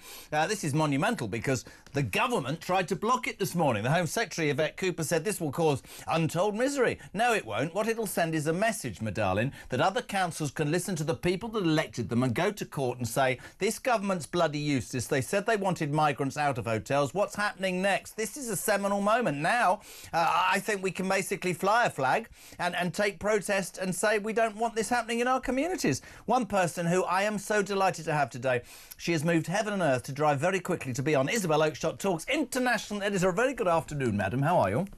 Oh, hello there. Well, there's lots to be quite pleased about, I reckon, actually. I'm quite pleased about the flag thing. As I was driving back, racing back to be with you, I saw quite a lot of... Did you? Union flags actually on motorway, what do you call them? Motorway gantries, is that what they're called? Yeah, and I had a little surge of civic pride as I saw those. Well, it's really interesting. We because this whole, we'll start with the flag wars, because I don't know, do you know about this Salman Iftikhar, the boss of Tower Hamlets, the mayor? I can tell everybody who comes on this. he was actually arrested and charged with election fraud in 2015, and he is now the mayor of Tower Hamlets, a man who allowed Palestinian flags to go up. I've got no problem with that. That's your right. But apparently when it comes to the British flag, the pole could fall on your head, the building could collapse. It's a health and safety nightmare. It's woke rubbish, and what it's done has had the profoundly opposite effect, because all of a sudden, Isabel, people are putting, as you said, flags everywhere. They're painting flags and hanging flags. What's wrong with being proud? I mean, there's not a lot to be proud of anymore, but maybe that's the start, right? Well, unlike you, Jeremy, I actually do have a problem with people hoisting Palestinian flags. And I looked at what the government has to say about what you can and can't do flag-wise, because I quite fancy a flag myself. And having a flag pole, I wanted to know, do you need planning permission, etc., etc. And actually, to my surprise, you can't just fly any old flag. Oh. You and I might want to fly all manner of flags. Yes. All manner of causes, but that is not actually a thing. I mean, of course, no one can stop what you put in your window. You can stick a sticker in your window if you like, but you can't just go around flying Palestinian flags willy-nilly, although that is basically what people have been doing, because the UK doesn't recognise Palestine as a country. No, fair enough. You make the point. You put me firmly in my box, and you're absolutely right. I guess I should have... Yeah, sorry, I'm used to this. I should resign. What I will say to you is this, though. I think it is wrong for people to be told that, you can't fly your flag because it's been hijacked by the far right. I think this country... I think the flag thing and this Epping thing we're going to talk about is a seminal moment. Somebody sent a message, which is, I know you'd agree with this, when the silent majority start being listened to, the government is absolutely in trouble. I completely agree with that, don't you? Well, I do think that the Epping decision is a really important one. That is a victory, even if it's only a short-term victory, because it was an interim judgment, I believe. It is a victory for people power. That is the result of ordinary, decent, law-abiding citizens taking their own protests to the streets and just standing there peacefully and saying, we are not putting up with this anymore. This is not safe for our children. It is not what we want for our community. And for once, things have actually worked out as a result of that protest. Well, I don't know about you, but I was completely gobsmacked because we were in the office waiting for him. We thought it would be some left-wing human rights lawyer or some judge whose ear has been bent by the government. But no, this Justice Eyre, or Mr Justice E-Y-R-E, I don't know how you say that, but fair play to him. I mean, yes, it is an interim judgment, but what it does do, as Mike Graham said, who popped in and was full of joy, is that it sends a message to other councils. Isabel, it also sends a message to individuals, because the basis for this agreement, the injunction, was the government were concerned about it because it would set a precedent. Yeah, you're going to have to come up with answers because it can happen everywhere. It's because the changing of building regulations meant that what was a hotel is no longer a hotel, so in fact your licence is no longer, so you can't put these people here. That opens up a can of whoop-ass for the Labour government, because on the one hand they've said we want migrants out of hotels, they've got nowhere to put them, and now they face being attacked, I suspect, from all angles, which is exactly what they deserve to be, because it's just platitudes. They haven't smashed the gangs, they haven't sent people home. These people need to be deported, don't they? 100% they do, and I really hope that this ruling, this judgment, interim or otherwise, puts a rocket up them. I mean, as if they should need it. The British people, it ought to be totally obvious, for many months now, have had more than enough of this racket, and now this just gets more complicated for the government. How many more hoops are they going to jump through in order to try to provide ridiculously comfortable accommodation for people who've broken the law to be here, while ordinary British citizens wait on long waiting lists? In some cases I've heard of, people have been told that they face a wait of years, whilst they see others who have only just arrived in this country being prioritised in the queue for social housing. This just does not work. It does not fly. Well, what happens next with social housing? We did that story with you several weeks ago, that landlords are bailing out to the Home Office, who are offering refurbs and 3-year contracts. So what happens to people who are in accommodation, who can't afford the increased rent, who are going to be thrown out? What I thought was really frightening was Edward Brown, the KC that was for the government who lost, said that they needed to do the block, right? They needed to block this injunction because it would have had a substantial impact on the Home Secretary's, ready for this, watch Isabel, statutory duty to house asylum seekers. But you're going to throw Brits out of rental accommodation and social housing to accommodate these people who legally shouldn't be in our country. I salute this judge. I've just had this passed to me. I'd love your immediate reaction. She'll be like, I don't know what you're going to say. This is the government who have just reacted. Border Security Minister Dame Angela Eagle, brilliant. This is what she's just said. Just so typical. This government inherited a broken asylum system. At the peak, there were over 400 hotels open. We will continue working with local authorities and communities to address legitimate concerns. Our work continues to close all asylum hotels by the end of this Parliament. We will carefully consider this judgment. As this matter remains subject to ongoing legal proceedings, it would be inappropriate to comment further at this stage. Not where they're going to put these people, not that they've got it wrong, not that people power has won, nothing, absolutely nothing again. Unbelievable. Ministers are so tone deaf, aren't they? What is wrong with their communications advice? Why is nobody saying to them on the political side of advice, why are they not saying, just put a line at the top of that boring statement saying, we entirely understand the concerns of communities who have been impacted by the arrival of groups of asylum seekers. We recognise that in a small number of cases, asylum seekers have committed or are accused of committing crimes that give rise to great concern for the safety of women and children. And then go on to deliver your boring stuff about whatever it is they're considering the judgment. Fine. Just listen to the British people on this. Listen to the communities that have had enough and show us that you hear what we are saying. Completely. And stop in the mainstream media and all the do-gooders. I mean, here's something. You know who I'm talking. I don't want to be... You know me, I know you, right?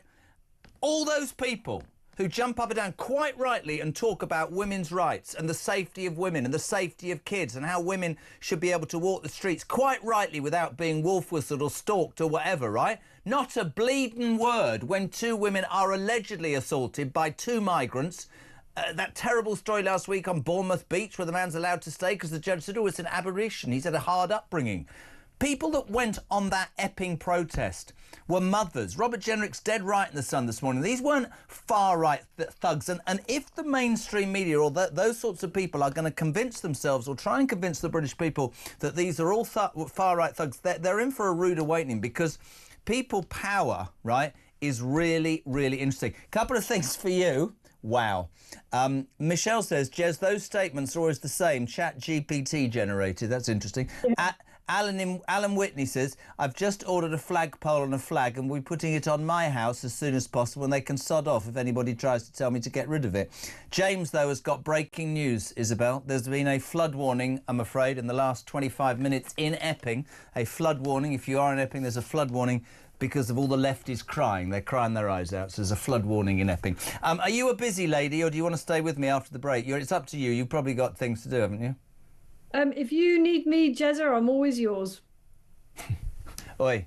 Oh, excuse me. Oi. Tice, eat your heart out, 20 to 6. Stay there.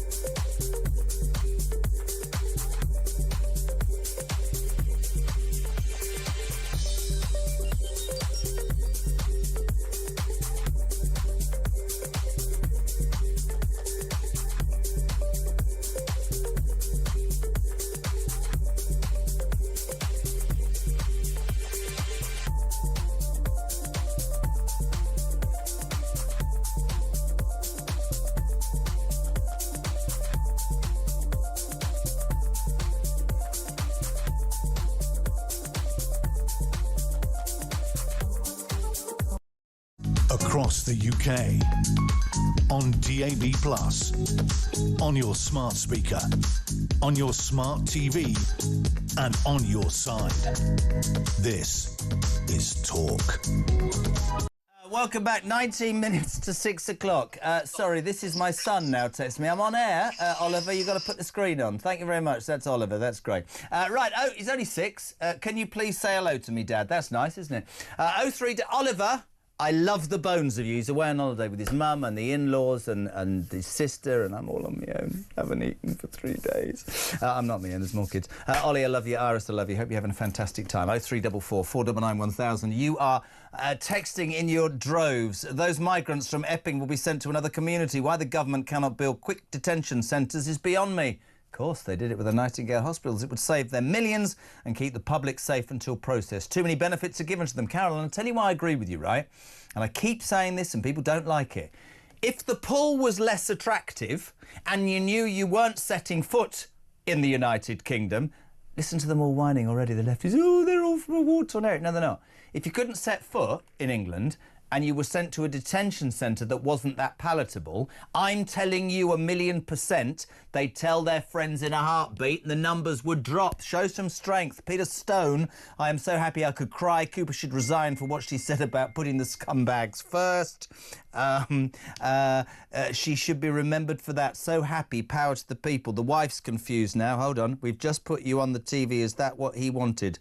I got a confused message. Yes, sweetheart. That's what he wanted. Sorry, we've got to go back to it because Oliver's only just turned the television on. Ollie, I love you. Iris, I love you. Mrs. Carl, I love you. Hope you're having a nice holiday. We're doing a fantastic story today. Epping Council have won. Ollie? Do you know, I was in a hot tub at their holiday place this morning at 7:30 and still got here. Love you all. Peter Stone, we've done that.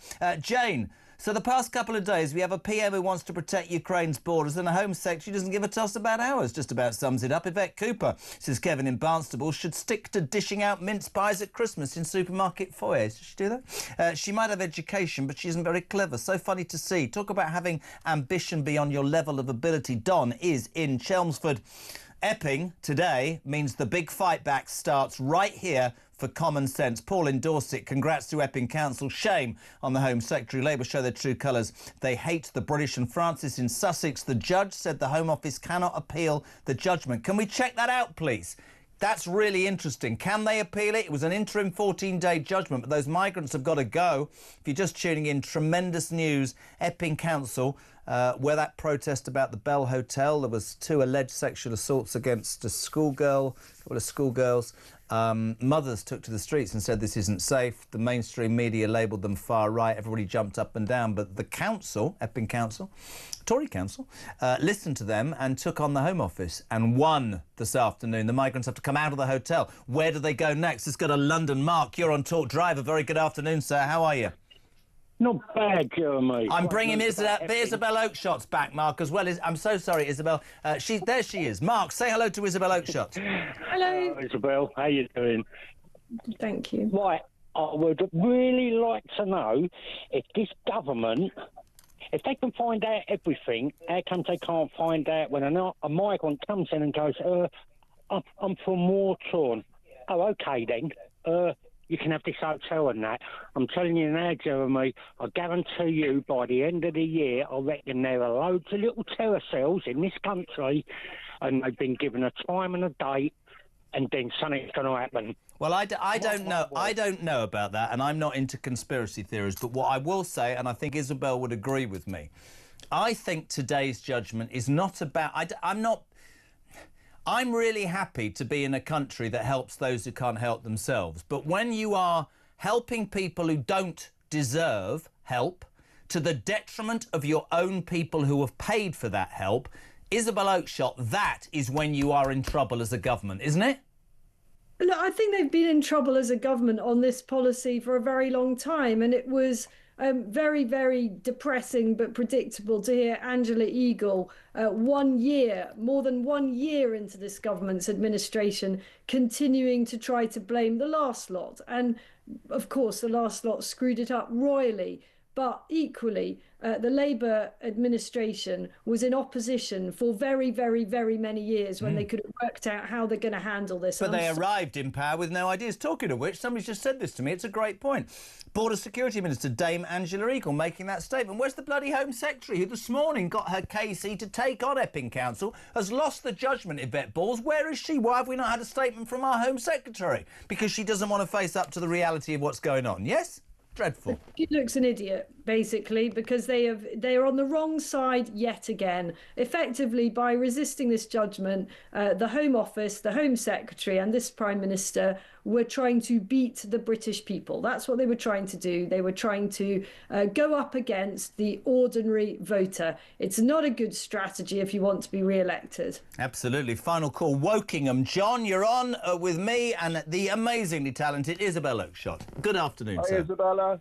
Hi, Jeremy. What's it like to be 60, Jez?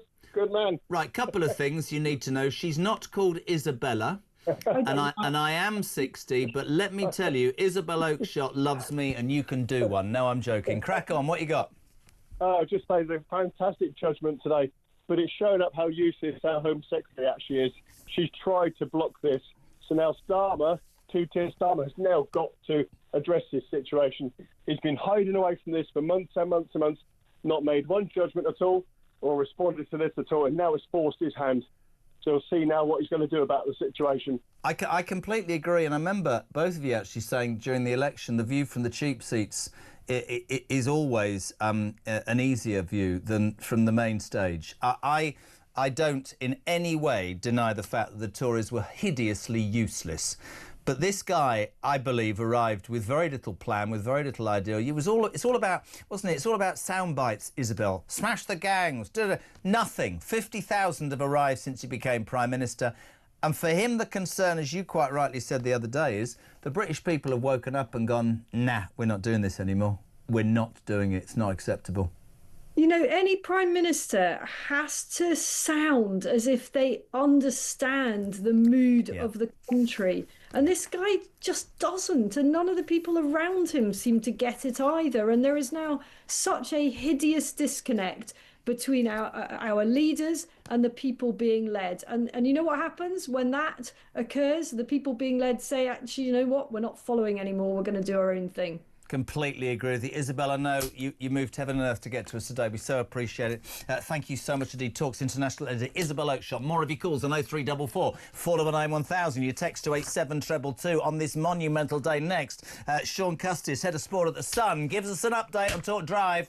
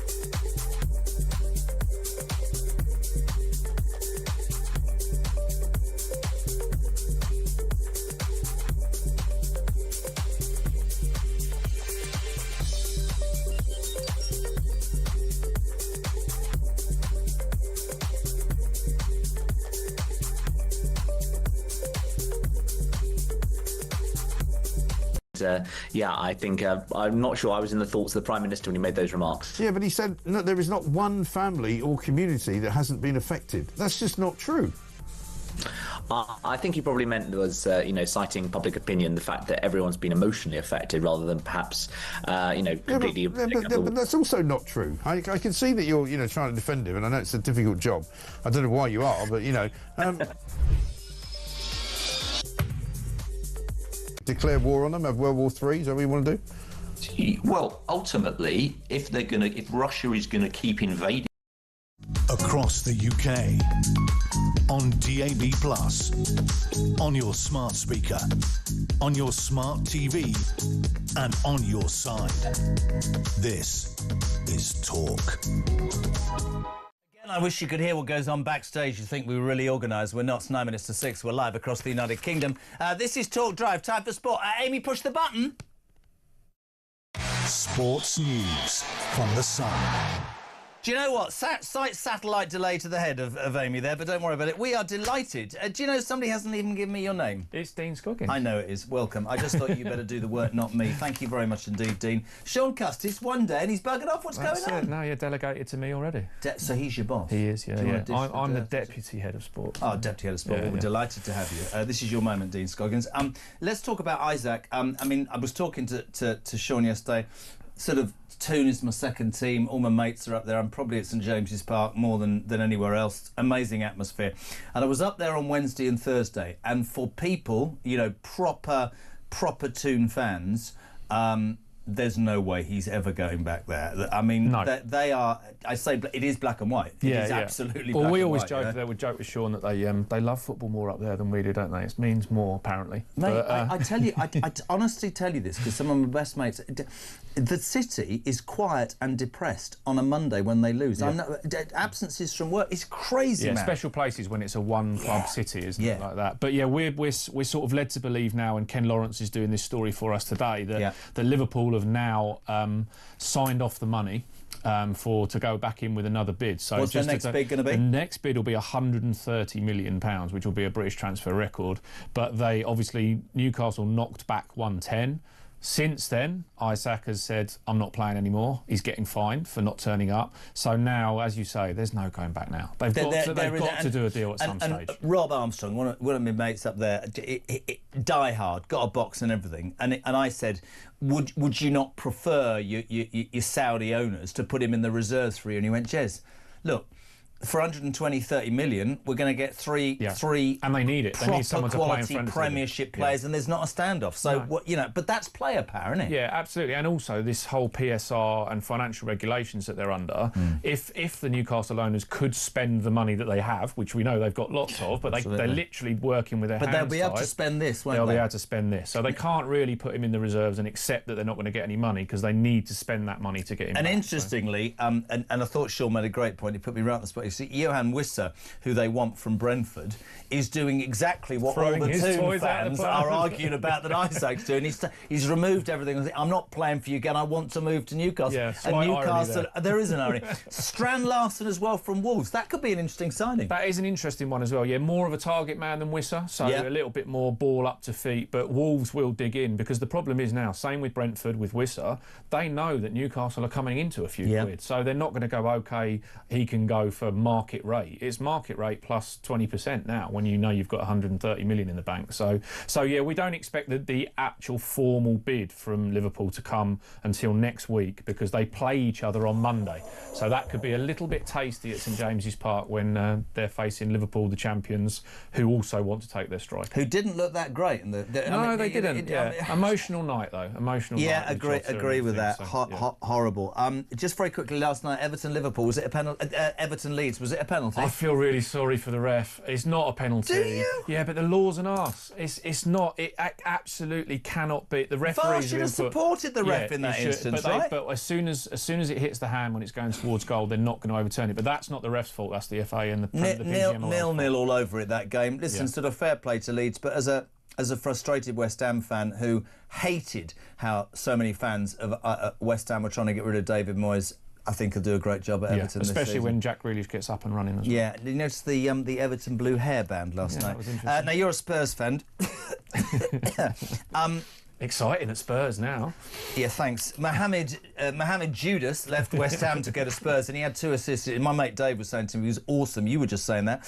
You want Eze from Arsenal. Will it happen? From Palace, will it happen? Yeah, it looks that way. We're edging towards it. Eze wants to go and play Champions League football, so Arsenal were involved with him earlier in the summer. That's one side, Eze the second. Yeah, well, Eze plays the 10, and Spurs might still go for Savinho, from Manchester City, so even more money to be spent. What happens to Kulusevski? I know he's out till October. Yeah, well, it might even be longer than that because the patella injury is a bit longer. So Maddison out Kulusevski out, so they probably work into the next window with those two. But we think Eza's going to be north of 60 million. You'll Levy and Parish getting the deal across the line. So, yeah, a bit exciting. And then, of course, our poor friends down the road, Arsenal, can't sell anyone and therefore can't buy anyone. So. Why can they not sell anyone? Well, they just cannot get anybody out the door. I mean, Jordan Davis, our Arsenal reporter, has written a really good piece, which will be in tomorrow's paper, about, I mean, Alex Oxlade-Chamberlain is their record sell at £30 million in 2017. It's an extraordinary story. And you look at Liverpool, Chelsea, Manchester City, West Ham, they sell big players for big money, and therefore that funds the next generation. So,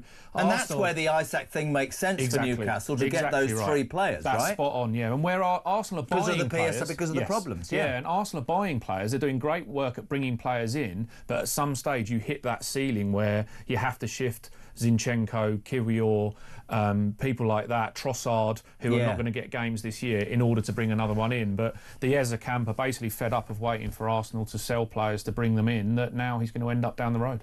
That's a really interesting one. Now you've got your own show, Sunsport YouTube. Tell us more. Tactics Exposed. Tactics Exposed, yes. Do you really taking advice from a Spurs fan? Well, all my mates can't believe they're now watching me on YouTube after years of listening to me rabbit on about tactics in the pub. Do you like being on the telly? I don't mind it. It's a new thing. Right, this is what happens, right? Hardened hacks become completely different humans. But Dean Scoggins, who has his own channel, has his own show on Sunsport YouTube. We're going to play a promo for you, okay? 20 quid, you owe me. Play this now. Who will have a bigger impact? Benjamin Sesko at Manchester United or Victor Gyökeres at Arsenal? Impact-wise, it's very difficult to talk about Benjamin Sesko too much. They are going beyond Gyökeres, okay? And bursting into these channels in here. Get you, Gary Neville, with your thing. Have you got, what's going on? It's all Carragher-esque, isn't it? It's amazing, yeah. We've got amazing graphics guy, Aaron Gardner, who instantly after, as I move them around, he drags it all about. So you're literally not just a reporter. You understand your tactics. Yeah, I watch football in a slightly different way, I think, and I never really realised that until people sort of said to me, "Oh, you should go and do your own show." So yeah, I sort of see it in a different way. Things happening. Can you just enjoy before. it when you're watching it as a game of chess? I enjoy it when it's Spurs, yeah, and when I'm watching it with my boys. But so who do you think will finish above each other this season, West Ham United or Spurs? I think Spurs will be 6 or 7 places higher than West Brilliant. Ham. Very quickly, Ash, moving swiftly on. We've only got a minute. Ashfield Singh Johal has become the youngest manager in the top 5 tiers of English football after being appointed as Morecambe boss, and his journey has been nothing short of incredible. He's a Sikh, he's 30. First Sikh to take charge of a professional club in the UK. Amazing, Fantastic. yeah. And so Morecambe dropped down into the National League. But he started doing his coaching baddies when he was 16. He's been with Cesc Fabregas at Como. He has at Como, yeah. He's done stuff with Toure at Leicester. He's worked his way around. In 12 or 13 years, he's gone from, obviously never played professionally, but gone from laying cones out in PE lessons to coaching professionally. What a story, yeah. That's an amazing stuff. But what is the story, ladies and gentlemen, is Dean Scoggins has his own show on Sunsport, the YouTube channel. It's called Tactics Exposed. He will make Sir Alex Ferguson look like he doesn't even know what a game of football is. We appreciate your time. All your mates will now rip it out of you. He's got the face for telly. He's got loads of makeup on. The Stubbles looking designer. We're back with the final hour of drive time. Thank you so much indeed to Dean and all the people at the Sun for that update. More sport tomorrow at 5:45. If you want to be on after the news at 6, you know the main news story of the day. It is that Epping Forest Council beating the Home Office in court. 0344 499 1000. The news at 6 is next on Talk Drive.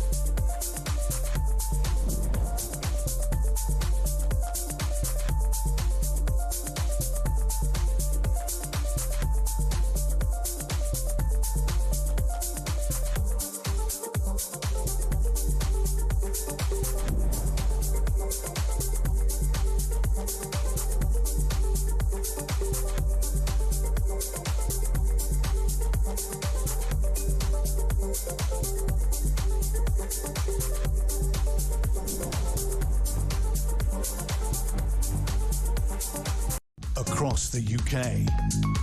On DAB+, on your smart speaker, on your smart TV, and on your side. This is Talk.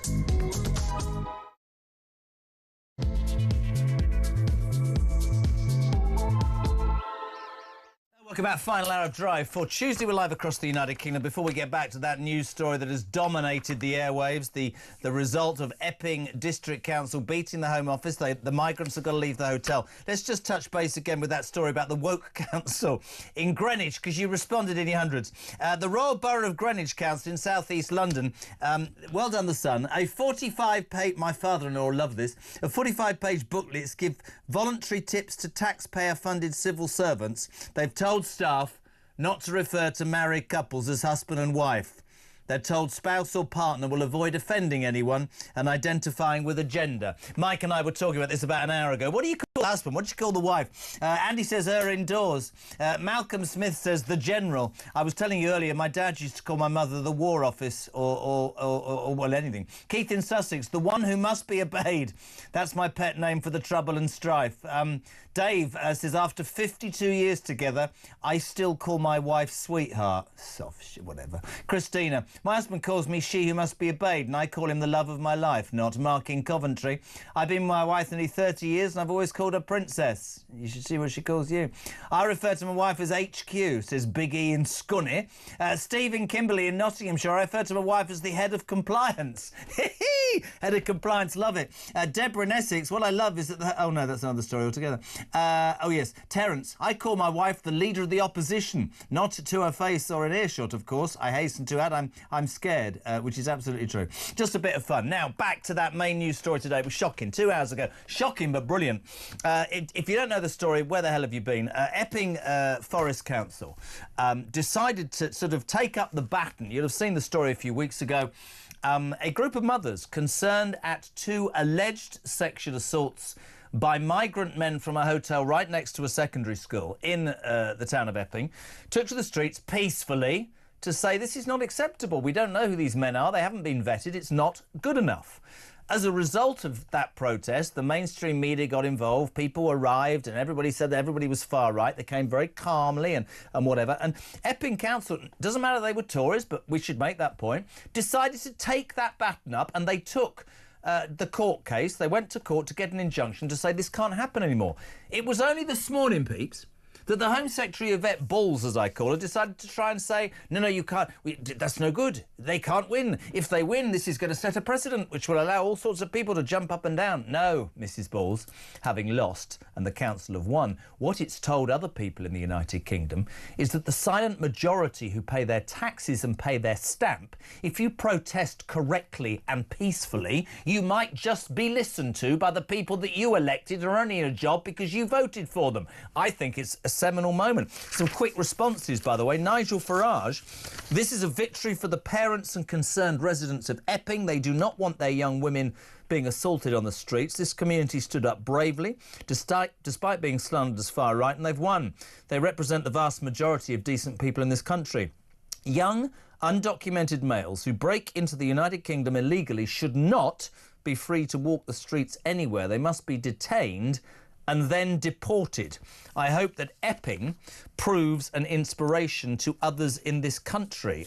Chris Philp, Shadow Home Secretary, says this ruling is a moment of relief for the people of Epping. Residents should never have to fight their own government to feel safe in their own town. Local residents have every right to feel safe in their own communities.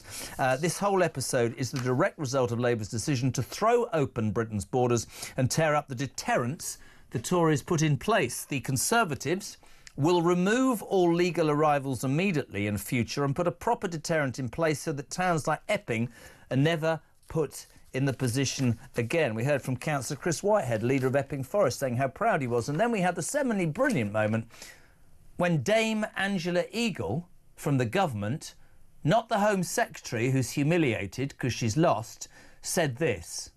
This government inherited a broken asylum system. At the peak, there were 400 hotels open. We will continue working with local authorities and communities to address legitimate concerns. Our work continues to close all asylum hotels by the end of this Parliament. We will carefully consider this judgment, but as it remains an ongoing legal proceeding, it would be inappropriate to comment further at this stage. As the amazing Isabel Oakeshott said, how sort of deaf did the Labour Party sound? The people of Epping have stood up and been counted, and I hope it sends a message to every person and every council in this country that if you're not happy with something, whatever you might be labelled as, you have a right to try and change it. Very quickly, ahead of the legend that is Brendan O'Neill, a couple of quick calls. Steve is in West Sussex. You're on Talk Drive. What you got? Quickly. Oh, hi, Jeremy. I'll make no apologies for ignorance. Can you explain in a nutshell what is left, what is right, but more importantly, why can't the Houses of Parliament put a vote of no confidence in this crazy Labour Party? Do you know who I blame for what the position we're in? Go on. I blame the Tories. Such an appalling job did they do with 3 leaders and all the false promises and nothing, that somewhere along the line, the British people, and by the way, only 34% of them, fell for the thing that they fell for in 75, that, you know, we're going to... I mean, we could remember the campaign when Labour said this is grown-up politics. You know, it's not jobs for the boys. We're going to care. It's all about the working-class man and woman. No, it's not. From the very first moment, it is blatantly obvious that this government has no plan not to smash the gangs or stop the boats or deal with the health service. They throw out platitudes. He thinks he's some sort of world statesman. My concern is that Starmer actually and his party don't actually like British people. I mean, they seem to me to be favouring everybody else. But I think it does prove one thing, though, Stevie, and I mean this. It's really... don't mean to be as disrespectful as it sounds. I think the level of quality of politicians in this country is at an all-time low, don't you? I couldn't agree more, Jeremy. Listen, I really appreciate you making the call. Laura Jane is in Hampshire. Very quickly, Laura, 30 seconds. Yeah. What you got? I'm the mad lady in the cycle with a box in the front. What have I got? Yes, we are part of a plan. The Labour Party is wanting to destroy the Britishness of this country, whether it's migrants, religion, energy, farms, food, and also I heard Robert Jenrick on this morning, and I just felt, oh my God, these smarmy politicians are taking advantage of the situation to put there, and they never did a single thing during their time here. And then your very nice man in New York spoke, and he spoke with passion, but I can't believe them anymore. I just can't. And it's the reason why I'm voting Reform next time, because I don't believe these people get how much they have destroyed this country. The division amongst the people. Well, you know, ultimately, and I appreciate your call. I know it's only a quick one, but ultimately why you are right is that whatever your political persuasion, your career is based on people voting for you, and it's based on them believing what you say. And if they don't and they won't, then you're in real trouble. Thank you, Laura Jane. 6:10. I am delighted to welcome, sorry to keep him holding on, Chief Political Writer of Spite. This has to be the best day to get Brendan O'Neill on Talk Drive. Hello, my friend. Hey, Jeremy, how you doing? Wow. Wow. Something to be happy about, Brendan. I've talked about it since 4 o'clock. It hit at sort of 30 seconds to perfect timing for our show. Somebody sent a text, which I think you would absolutely adhere to, which was that when the silent majority find their voice and realise that they have the ability to enforce change, the government's in real trouble, isn't it?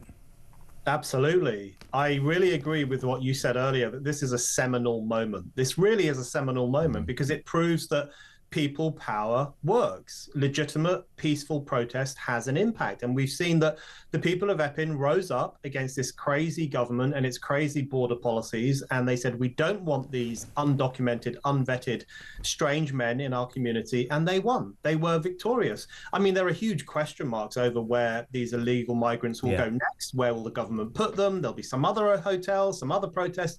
That's another question that we can leave to another time. But this is a positive development. And you know, what we're seeing in Epping and other parts of the country it's really the roar of a forgotten people. Yeah. This is a forgotten section of the population, working people, decent people, law-abiding people, saying we are sick and tired of being taken for a ride. We're sick and tired of our communities being used as a landing stage for people who came here illegally by a government that doesn't give a damn about our community life. They pushed back, they fought back, and they won. I think you're absolutely right. I think it is a temporary judgment. I think the I know it is. The migrants have to be moved in 14 days. And I think that anybody who doesn't acknowledge the fact that actually what's next is the issue. But for me, because I followed this so closely, Edward Brown, KC, this is the government, KC. He said the block would have I don't know why I'm doing a voice like that, I know this bloke, would have a substantial impact on the Home Secretary's, ready for this, Brendan?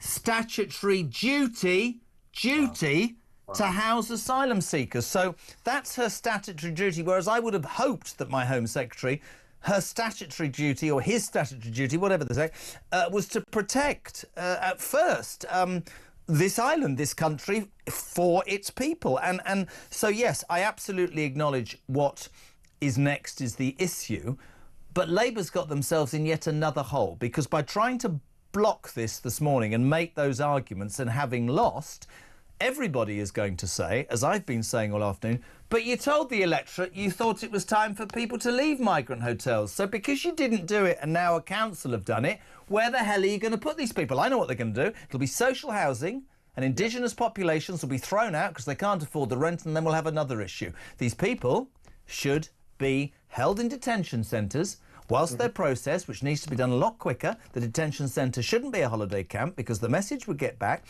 if you're legal, come in, absolutely. If you can't, you're not coming in, you're going to a detention centre, and then you're going home. And I've heard everybody say to me, oh, you know, the thing is, Jez, you know, EC... No. When British people, I've been saying it for weeks, finally go, actually, we can be heard. We can be told to our faces that we're thugs and we're not. These were mothers saying, I don't want my daughter attacked, if that's all right with you. What's wrong with that? Absolutely. That's what we have now seen. And, you know, it's so interesting when you read that judgment or the comments that were made in court, and the KC saying that, you know, the Home Secretary has a statutory duty to look after, to house migrants. How revealing that is, Jeremy. That is so... That's priority-wise, yeah. That's one of the most revelatory moments in all of this, because what it demonstrates is that the whole nature of the British state has changed. The whole nature of a Home Secretary has changed. The role of a Home Secretary, the moral duty, the political duty of a Home Secretary is to protect this nation and its inhabitants. Absolutely. That's what a Home Secretary exists for, to protect the people within the home, within the nation. The fact that they now have this new duty to house men who came here illegally, unvetted men from regressive cultures, some of whom are suspected of committing quite serious offences. The fact that the Home Secretary now has a duty to protect them over and above the good people of Epping, that is really deeply disturbing. So we've seen so many revealing things in this whole case. We've seen that the government is on the wrong side of this discussion, and we've seen that ordinary people have had a gutful of all of it. It's interesting, Mike Graham popped in, bless his heart, stayed for about half an hour, and it was when this broke, and he was making the point, because I was saying this sends a really, really important message to every single council. This was a Tory council, and I suspect that Labour councils wouldn't take on the Prime Minister or the government, but actually there's 13, I think 10 reform councils. But here's the interesting point as well. As Mike said, it not only says to other councils, maybe we should listen to our electorate or be thrown out if they themselves feel like complaining, but it also says, because the judgment is, you can't use this hotel for asylum seekers because its right to exist legally is as a hotel, and you've made building arrangements which makes it an illegal building. There are individuals, I'm sure, the length and breadth of this country, Brendan, whether they've got a few quid or they get legal aid, who might be so upset by the migrant that they personally might go and say, I'm with a legal, get a lawyer and take on the Home Office. This opens a massive can of worms for Yvette Cooper. But yet again, this government, by saying, you know, for me, this government is all about, like, words, and they'll throw something out. Smash the gangs. What a pile of old rubbish that is, and a lie. We want migrants out of hotels, because everybody was saying it's 8 million a day. Well, now Epping Forest have got them out of the hotels, so what are you going to do next, Yvette Cooper? Because you haven't got a plan for that either. And that, of course, for local communities. I mean, I don't know if you Did you see the Robert Jenrick thing in The Sun this morning? And he was down there, and worried children warned to avoid migrants whilst walking home from school. Now, if you say that, right, if you say that, people will go, oh, that's so fervently racist. I was going to say to these people, have you been to Epping? Have you got a teenage daughter? Don't disrespect these mothers and fathers, by the way, who have an absolute right to say what their fears are. They're not racist, they're parents. You know, I really hope that this ruling has a ripple effect across Britain. And, you know, maybe it will even impact in Ireland, because the situation in Ireland is bizarre. Loads of hotels have been completely given over to illegal immigrants. The tourist industry is collapsing there. Where my parents are from, there are loads of hotels you can no longer go into for your pint or your dinner or to have your wedding, because they've been taken over by the government for illegal immigrants, primarily men.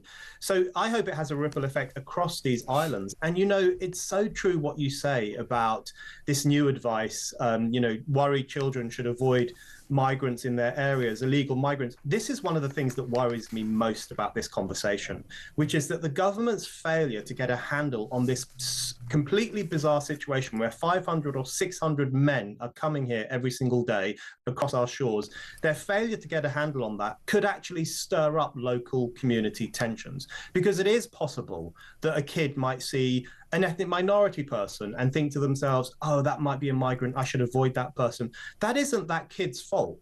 That isn't the local community's fault. That's the fault of a government that is foisting strange men from overseas who have no legal right to be in this country, foisting them onto communities, stirring up tensions, stirring up division. It's an unforgivable thing that they have done to this country. I rang Mike on Saturday because we went to Sandbanks just to take the kids to the beach.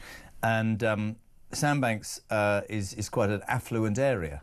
There were about 40 migrant men walking up and down the beach. It was patently obvious to everybody, and people were leaving in their droves. And in the old days, if one had said that, one would have been called every name under the sun. But it is a fact. And you know, I use the word seminal too much today, but I do think it's a turning point. I think the touch paper has been lit, and I think you can also add to that the other main news story of the week, which is the flag wars.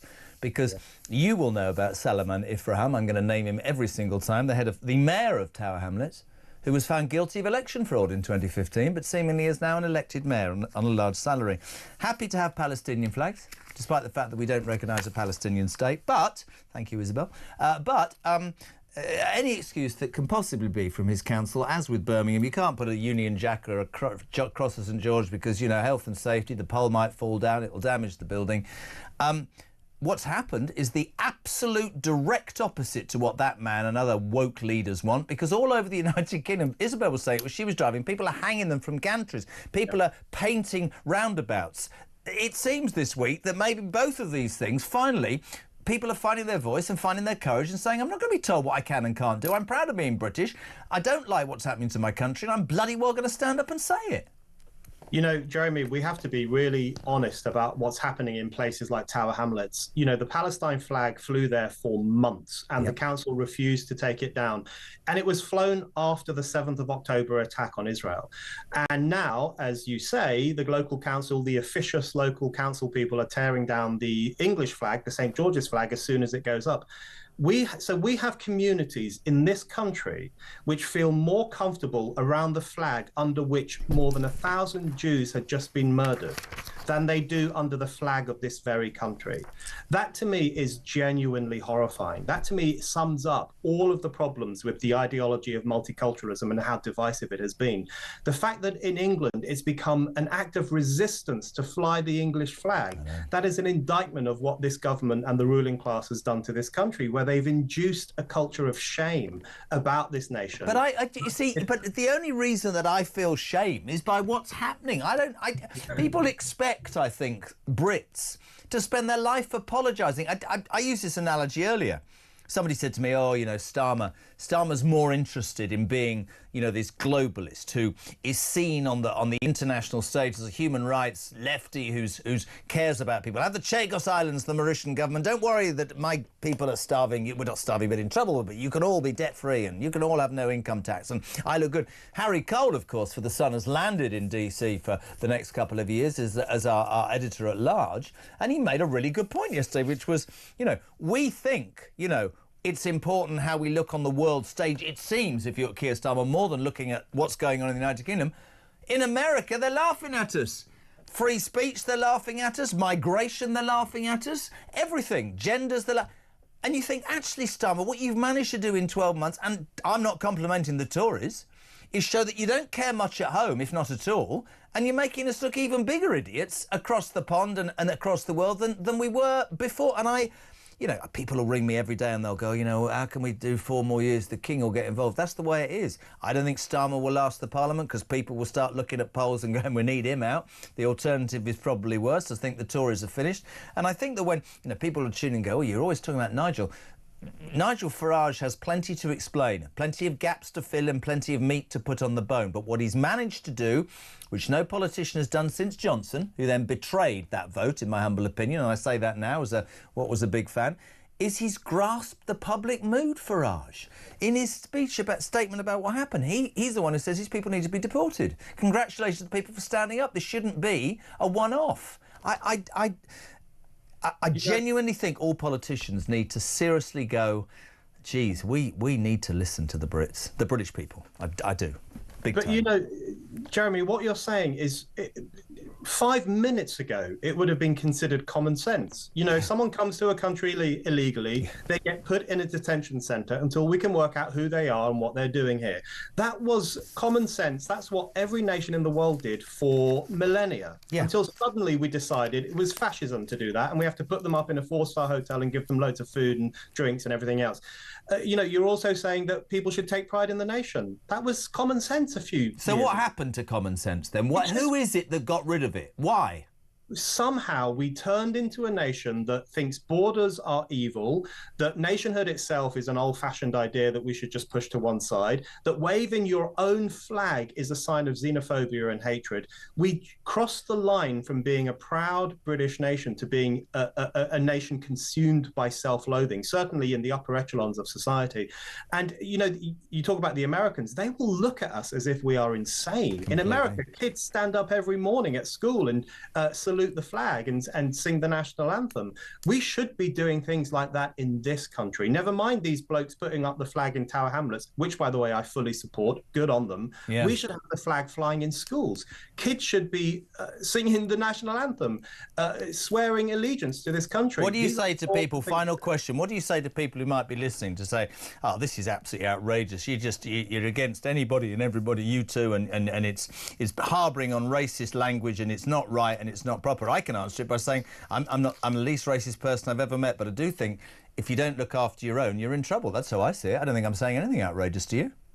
Absolutely not. And you know what? I think all sorts of people are British, including me. My parents are not British, but I am. I was born here. I'm proud of this country. This country has lots of immigrants in it and lots of native. And immigration worked brilliantly for years, but it's out of control. It worked brilliantly for years, and I would like to bring all those people together under the flag with a sense of unity, a sense of collectivity, and a sense of pride. That's what I'm talking about. Illegal immigrants should not be in this country, and we need to get a control on our borders. That's all that people are asking for. I love having you on, my friend. Seriously, we must have a drink very soon. We appreciate your time. Brendan O'Neill, Chief Political Writer of Spike, 6:25. We're live across the UK. Mark Dolan, did you listen last night? Fantastic show from 7 o'clock.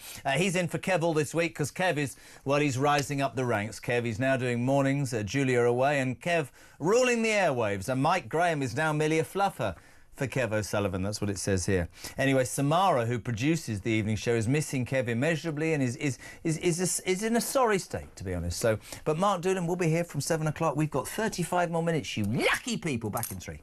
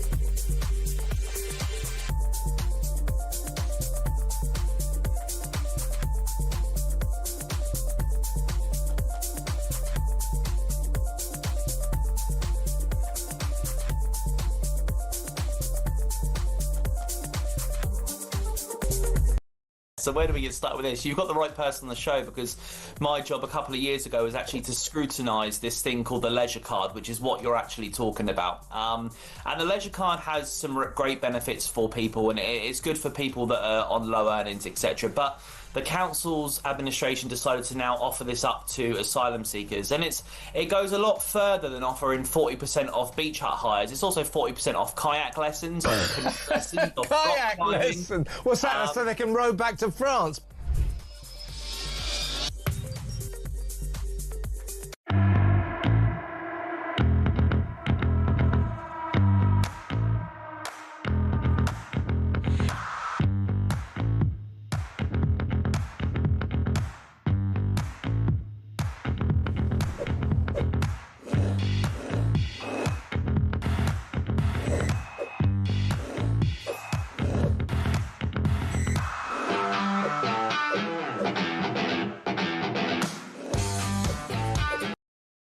Across the UK, on DAB+, on your smart speaker, on your smart TV, and on your side.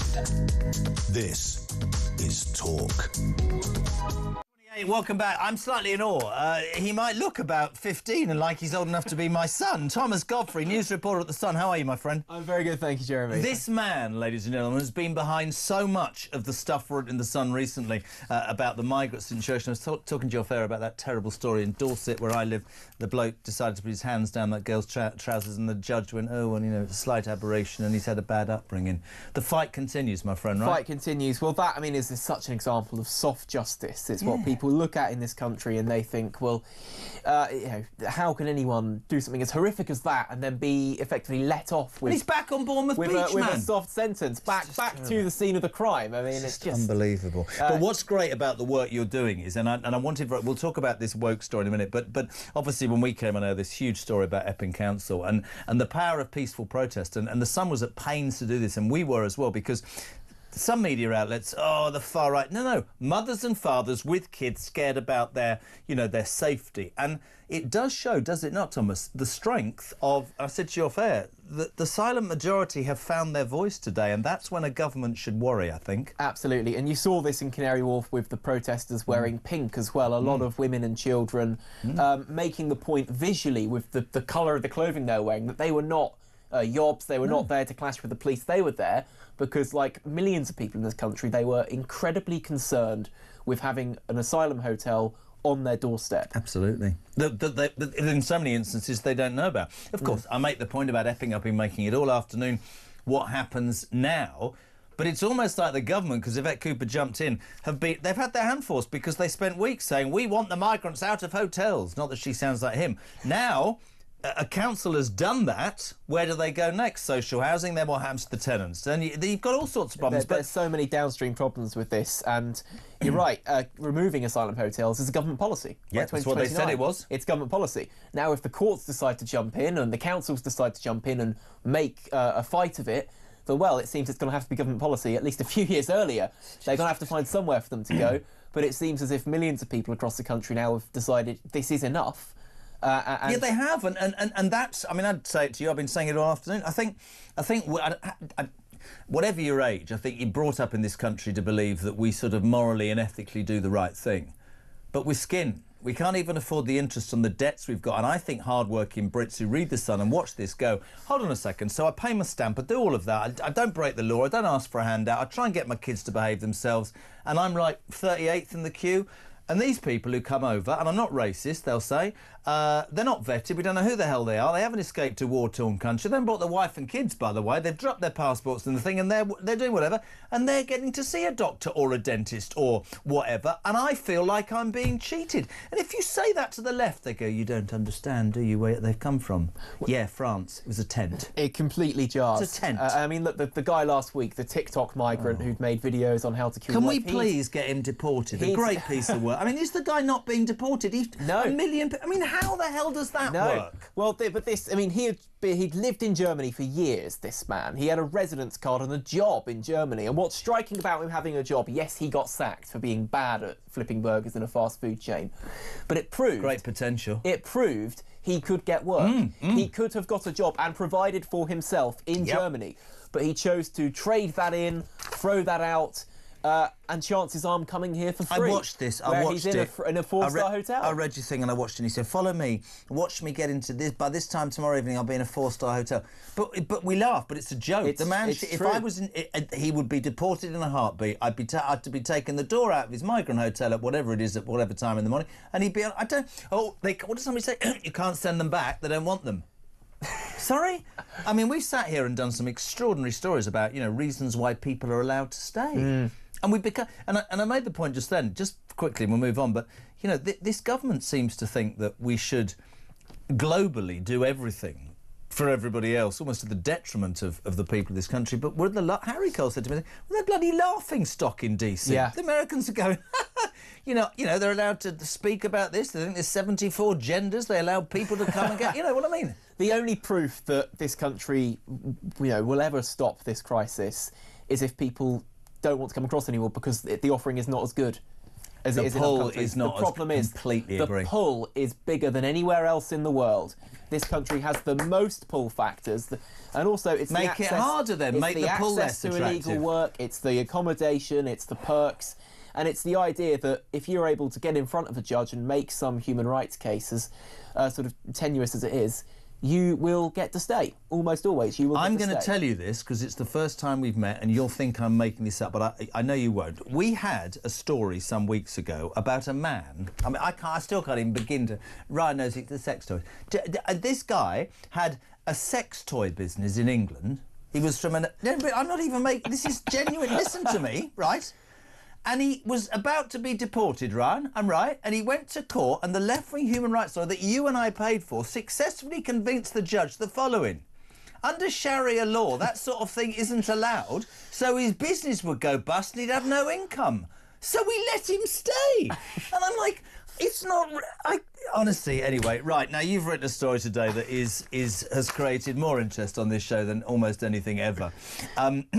A new council, a council in Greenwich. Supposed to be quite nice, Greenwich. Nice part of the world. Yes, my aunt lived there in Westbourne Grove, just about the Black Plague, of course, the Blackheath. A work council has told staff not to refer to married couples as husband and wife. Yeah, he really just makes you think, doesn't it? What the hell are we paying them for? I did this earlier, and my dad used to call my mother the enemy or the War Office, but apparently you can't even do that anymore. No, spouse or partner only is what employees at Greenwich Council have been asked to refer to husband and wife as. Well, they say because that includes all types of relationships. Whatever that means. If you refer to husband and wife by some other name, suddenly everyone's included, not just people who are... I'm really old-fashioned. I remember when women had wombs, not penises, as Ricky Gervais said. Do you remember the old women? The old-fashioned women who had wombs? Honest to God, have we got to a point where this... I mean, a warning, traditional terms for married couple are no longer acceptable to who? Well, to the staff at Greenwich Council. I mean, they fear they're going to offend residents, which feels absolutely Is this your bizarre. wife? I'm sorry, I'm traumatised. Also, asking for a Christian name is also off limits. Christian name is off limits. Given name now the preferred. I mean, these are two examples, Jeremy, from a 45-page document which has been pumped round to staff. How anyone finds the time or energy to read 45 pages of this drivel, I will never know. But they are asking staff to abide by it. They insist it's advisory only. But you can just imagine the moment someone says husband, there is someone waiting to jump in and say, no, I think you mean partner, I think you mean spouse. The guide's foreword states, it's a 45-page document, you should read, Ryan. He calls his wife fairy cakes. For some of us, communicating in a more inclusive way is about changing deeply embedded habits. It's my wife. It adds, it's okay to make mistakes. Remember that if you are really sorry and apologise, you cannot keep making the same mistake. That's Jack Anori on the BBC. Free Speech Union Chief Toby Young fumed. I love that, fumed. The problem with these inclusive language guides is they're designed to make anyone who doesn't speak fluent wokish feel completely ridiculous. Greenwich spokesman said our inclusive language guide is advisory only. Well, there is, you can say it's advisory only, but when it's that long and it has that many pages and you send it to all your staff... And how much did it cost to put together? You send it to all your staff. I mean, there are people whose jobs it is to put these things together that we're paying for. The great people of Greenwich, many of whom I'm sure are listening to the show, are paying for. I mean, it just drives you absolutely mad. I mean, there's some more examples. I've got the 45-page diatribe. Go on, give me open. more, Thomas Godfrey from the Sun. Workmanship is out the window. Quality of work / skills. What? Quality of work? So you can't say somebody's at their job. You can't, whatever. You can't say that anymore. Anxiety, I need a year off. Trauma. Saying someone is a vibrant worker or part of a vibrant workforce could be ageism. Instead, you're to say they're young. Mature. Sorry, I'm 60. Mature. What's that? What? Oh, right, I'm mature. Is also out of the window. Instead, you should say experienced. They are, Jodie. Stop calling me an old git.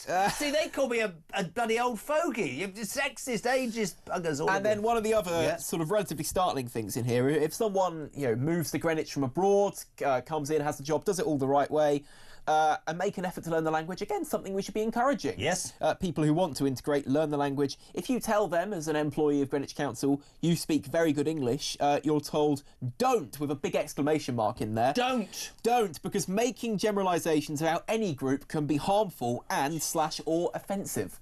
So you can't even praise people. You can't even praise people anymore. I'm a bit old school. How old are you? Am I allowed to ask? 23. I love you. Listen, no, I'm 37 years older. Simon on the X Factor used to say, you can't sing and your dress ain't great or your suit's a bit... the trauma nowadays. What's happened to honesty? What's happened to openness? That's a great piece of work. So I asked lots of people, and most people seem most people, like the rest of us, just think this is utter madness, and yet this stuff is getting away. But going back to what we said earlier, we're talking about Epping, which you've been following. We're talking about migrants. We're talking about the flags. Do you, at 23, see it changing? It might not happen in my lifetime, but do you think we're going to get back to a common sense approach at all? There was a poll a couple of weeks ago. I think it was belief in God among people who are 16 to 24 had quadrupled in the last 4 years.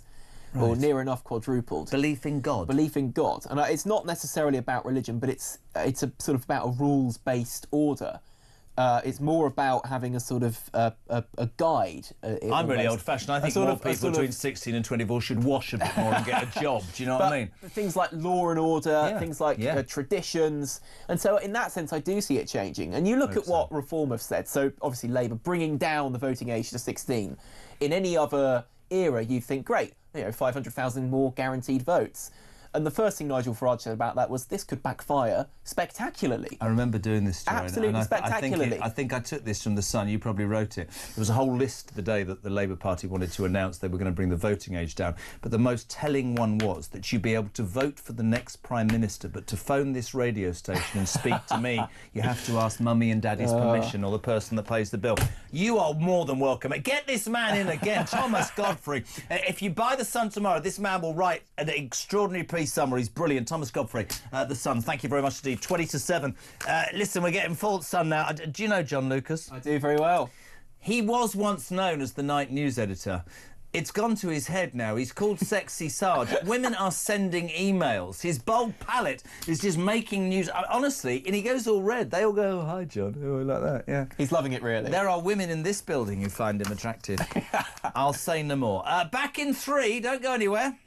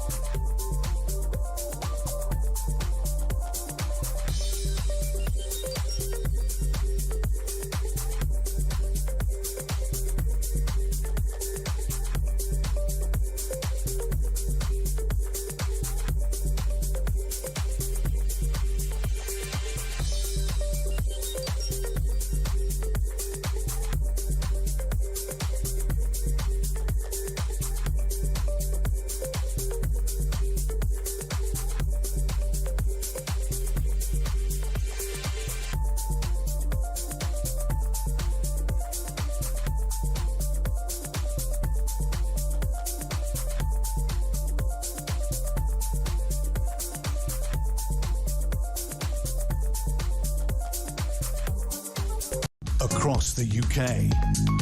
On DAB+, on your smart speaker, on your smart TV, and on your side. This is Talk. Welcome back, 18 minutes to 7. Yes, he's back, the main man. I've lost my pen, I'm traumatised. 0344 499 1000. Keith Alderson. I was born in 1951. My father was a serving soldier who was part of the D-Day landings. Our home on an army base was a Nissan hut for my mum, sister, me and my dad. I don't feel deprived, and surely this kind of accommodation should be suitable for the boat people until their asylum claims are decided. Keith in Oswestry. Do you know what Oswestry's famous for? Ian Woosnam, the golfer. I don't know why I said that. John's in Suffolk. Great news about the Migrant Hotel Epping. Some common sense at long, long last. I can now see that Mrs. Balls's position is untenable and she must do the honourable thing and resign. She won't do that. There's no victory for the people, really. They'll still be there and the government will just gaslight the public into thinking they're listening and fill social housing, and that will put people on the street. Phil is in Basingstoke. Great victory for the good people of Epping. Well done, Essex. Jezza, you are being too kind calling our Home Secretary Yvette Balls. I think she should be called Yvette Balls Up. That would be more appropriate.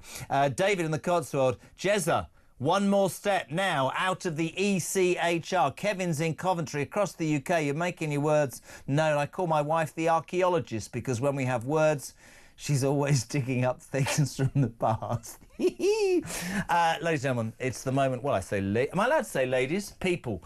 People without a penis. Oh, no, you might have a penis. Oh, my God, I'm traumatised. Anyway, he's here. Sexy Sarge. How are you, John Lucas? Very well, thank you. What a day. And I know the Sun are leading tomorrow. The bell tolls. On a serious note, for me, peaceful protest by mothers and fathers, predominantly women, concerned about the safety of their children, has said to a council, go defend us. That Tory council has taken on the Home Office. The Labour Party, having said it was policy to move people from the hotels, has tried to jump in and block it and have been left with egg on their face. And does that not send a message the length and breadth of Great Britain? Absolutely. That we at Talk, you at The Sun, common sense actually is right. Absolutely. Well, yeah, 11th hour intervention that the Home Office attempted here, and balls up is the right word for it. It's... we've said for ages, this is like it's a slow motion crisis happening.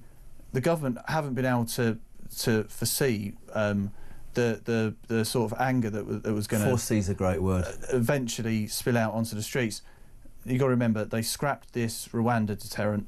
They didn't come up with another deterrent. They got rid of they scrapped the Bibi Stockholm idea. The single idea that they've had up until now is to house migrants in hotels. The secondary idea that they're working on is by placing them in essentially former council houses around the country in communities. I mean, I don't know what the Sun's position is. Mine is really clear. Listen to this from Stephen from Lincolnshire. So we force illegal migrants out of the hotels. What's next? We should deport them. If they are illegal, we should process them and deport them. It's so blatantly bloody obvious. Absolutely. And I just... We've all taken flack for having our opinions here, and I'm quite happy to live in a democracy. But you do say to yourself, today could be the moment. Mike Graham made the point, not just other councils, but because the judgment was about what's the use of that, it was a hotel, it's now had building change to house migrants, so it can't be a hotel. Individuals with a bit of money, individuals with a bit of nous who might want to get legal aid could now quite conceivably take a council or the Home Office on directly and do something about it. Well, that's right. I mean, it's been likened to a bit... Yeah, you're right. So what they've done is it's the planning permission route, saying, well, you're not using it as a hotel. It's a bit like getting Al Capone on tax evasion. Absolutely. That's how it's been likened to. They've thought, look, what's the best way that we can actually get this shut down? And that's what they've done. And you're right. Anybody could essentially, I guess, take any... I think today and the flag thing that we were talking about earlier in the week, I think it lights the touch paper. And what it says is, again, I've been saying, if you have been listening all the time, I'm sorry, and I've repeated myself, but there was a text early on that I think is absolutely spot on. And it said, I can't even remember the guy's name, but he said, when the silent majority discover that their voice can be heard through peaceful protest, the government's in big trouble. And I think that's absolutely right. Not just the government, you know, the last government. The British people, I think, have had enough.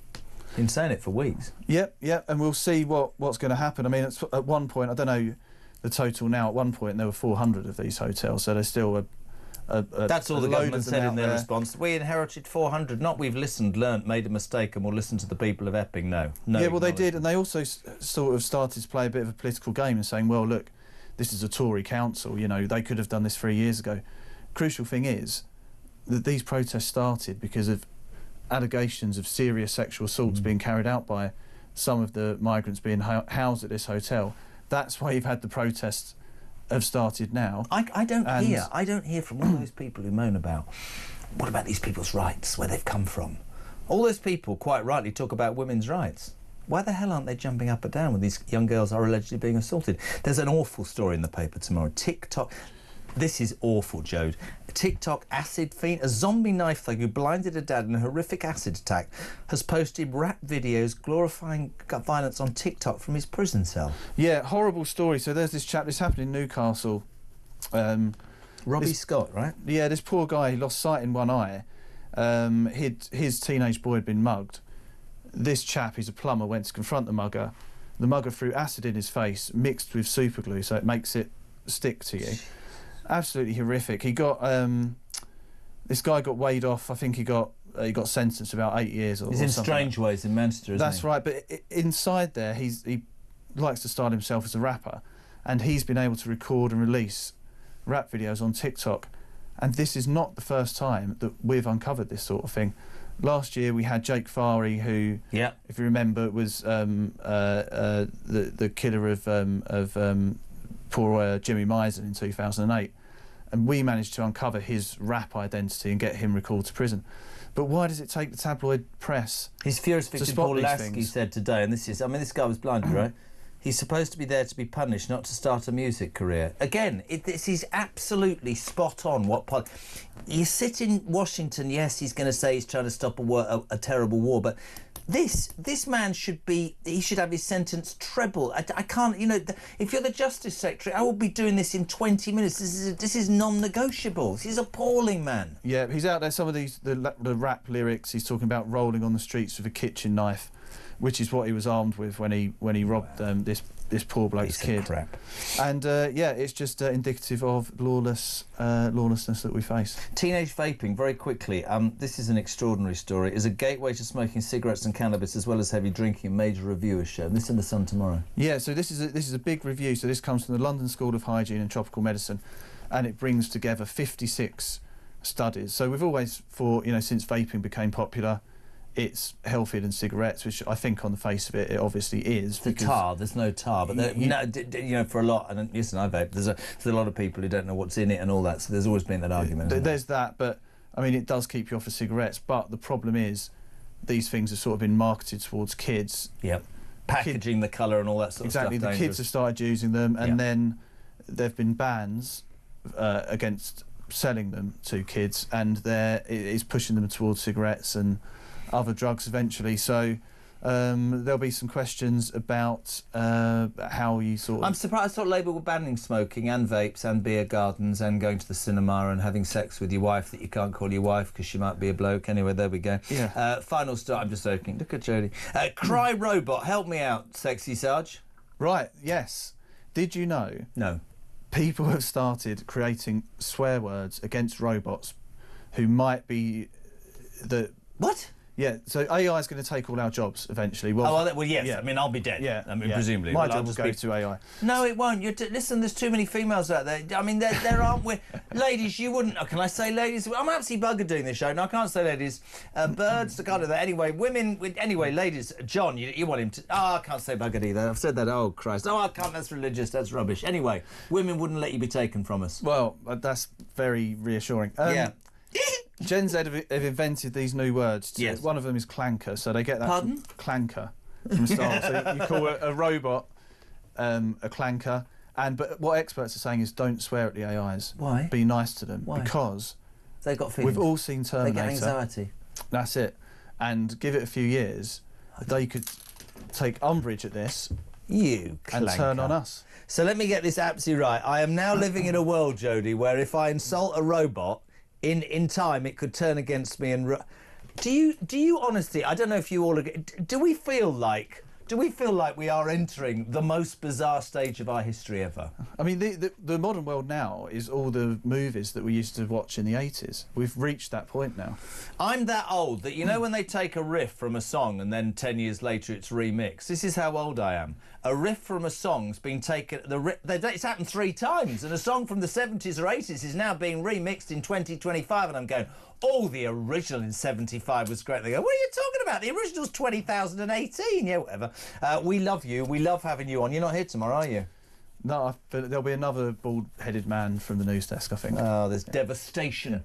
The women and ladies, females, people with a womb. It might have been cut out. Anyway, they're all upset. We love you. Thank you so much for coming on. John Lucas, a.k.a. the Night News Editor, a.k.a. Sexy Sarge, there with Buy It Tomorrow. The Sun is the newspaper with its finger on the pulse, whether it's about the migrant situation, what's happening in Epping, flying the flag, all your sport with Neil Custis and his team. You want to buy it tomorrow, and The Sun is out 8 minutes to 6. We're back in 3.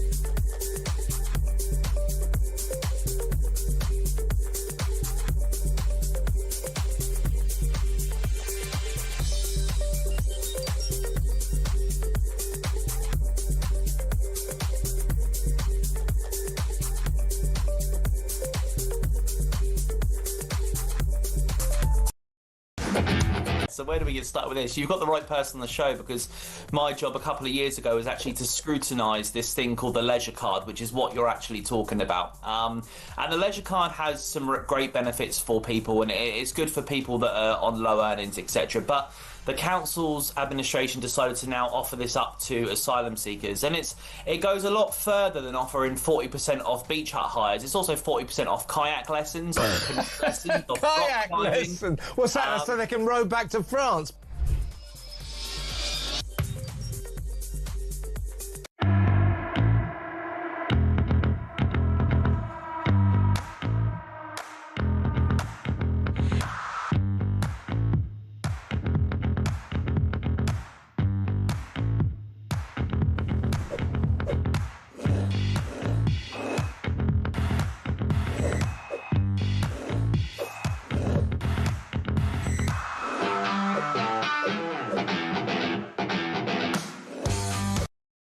Across the UK, on DAB+, on your smart speaker, on your smart TV, and on your side. This is Talk. Rarely do I do this, but it should be said. The news hit at 4. I have to salute the greatest team in radio, but they're not here. So thank you to Ryan, top producer Jodie, just brilliant. Amy's smiled, Jana's been amazing, and honestly, we put together a show that's sort of come from absolutely nowhere, but thank you as well for your response. Unbelievable. Anthony's a new caller in Birmingham, mate. All right, Ant, you got a couple of minutes, go. Yeah, but I'm from God's country, Northumberland, mate. Anyway, but this victory for this Epping Hotel is not as big as victory as what you think it is, Jeremy, sadly, because I've just been in the HMO for 6 months, and it's been one of the worst times of my life after being made homeless by an unscrupulous landlord of 10 years. And once you move these people from the hotel in Epping, all you're going to do is put them in the HMOs that I've just been in, which was absolute hell. And the people that have saved their whole lives, like put 10, 20 grand deposits down, and I had 3 businesses previous to this before having cancer and being made homeless. What you're going to do is bring 300-400 people in and protest outside a HMO. I'm really glad that you called, because I've had loads of people. Derek says HMOs will be worse with large numbers of young men dumping into them all over the place. They need to be putting in a detention centre. I completely understand where you're coming from, and I guess the celebration is not that, because there can't be a celebration. But what I believe it means, what I want it to mean, is that it is the start of the silent majority in this country being listened to, and our politicians going, do you know what, unless we do right by the people who elected, we're in big, big trouble. But you're absolutely right, I've been saying it all afternoon, it's what happens next. Patently, these people should be put in detention centres, which are not holiday camps, but are so hard or so not nice that they might send messages back to all of their friends at home that it isn't worth coming to the soft United Kingdom where we wipe your backside too much. That's what needs to happen. We wish you luck, though, Anthony. Thank you very much, Steve, for your call. What a day. Union Jack's going up everywhere. I've got mine up. That flag is. Migrants going to be kicked out of hotels. Government's going to have to get their act together and make some serious decisions. Did you listen to Starmer this morning at the White House? What does Trump really think of him? He's a bloody idiot. John in Angus. Starmer. Mike was saying this morning on the show, Starmer went, the Russian-Ukraine war has had a major impact on lots of people, including the Ukrainians. Brilliant. Mark Dolan, can I just say, sitting down's easy, I've still got neck ache. What an absolutely fantastic show last night. I was speaking to your producer today, Samara, who is the greatest producer in the history of broadcasting. She gets the credit. She should do. She said that it was all down to her. She didn't really. She said you were brilliant. Listen, well, because I had the best possible lead in, and we're going to pick up on this conversation about Epping. And yes, it's a victory for people power. I completely agree with you that the people that enter this country illegally are not actually asylum seekers. They are criminals. They've broken the law and should be treated as such. The problem we've got is, yes, it's a sense that we've won the battle but not the war. Absolutely. Because it's a 40... Listen, it's a temporary thing, but what it says to me is, yes, there's a concern about what happens next, but this sends a very strong message to other councils and also individuals, because this was... The judgment was about, you can't be in that hotel because that hotel was a hotel. It's had building works, it's now... So wealthy individuals, people with a conscience, people who don't like this, could quite conceivably take the Home Office to court. What the Labour Party tried to do this morning, the government with Yvette Cooper, was through the back door get a KC to go, oh, this is going to cause problems. What it's done is it's set a precedent, because they said they wanted migrants out. You got no policy, you're in the crap now, aren't you? And the Home Office seems to be working against the will of the people. The public have had enough. It's not far right to want to have borders. That's why they exist. And I would say to you, and I know it's a little bit melodramatic, but mass uncontrolled immigration and illegal immigration is the theft of a nation from its own people. I fervently believe, and I've done this long enough to know that 10 years ago you couldn't even say the word immigration. Yeah. I believe that especially what's at happened... Woke ITV. Absolutely. Where? Yeah. I believe that what's happened is the British people, through a series of situations, yes, cost of living, gas, all the things that have gone up, are suddenly going, right, so I've never broken the law, I've never had a handout, I've never asked for jack, my kids...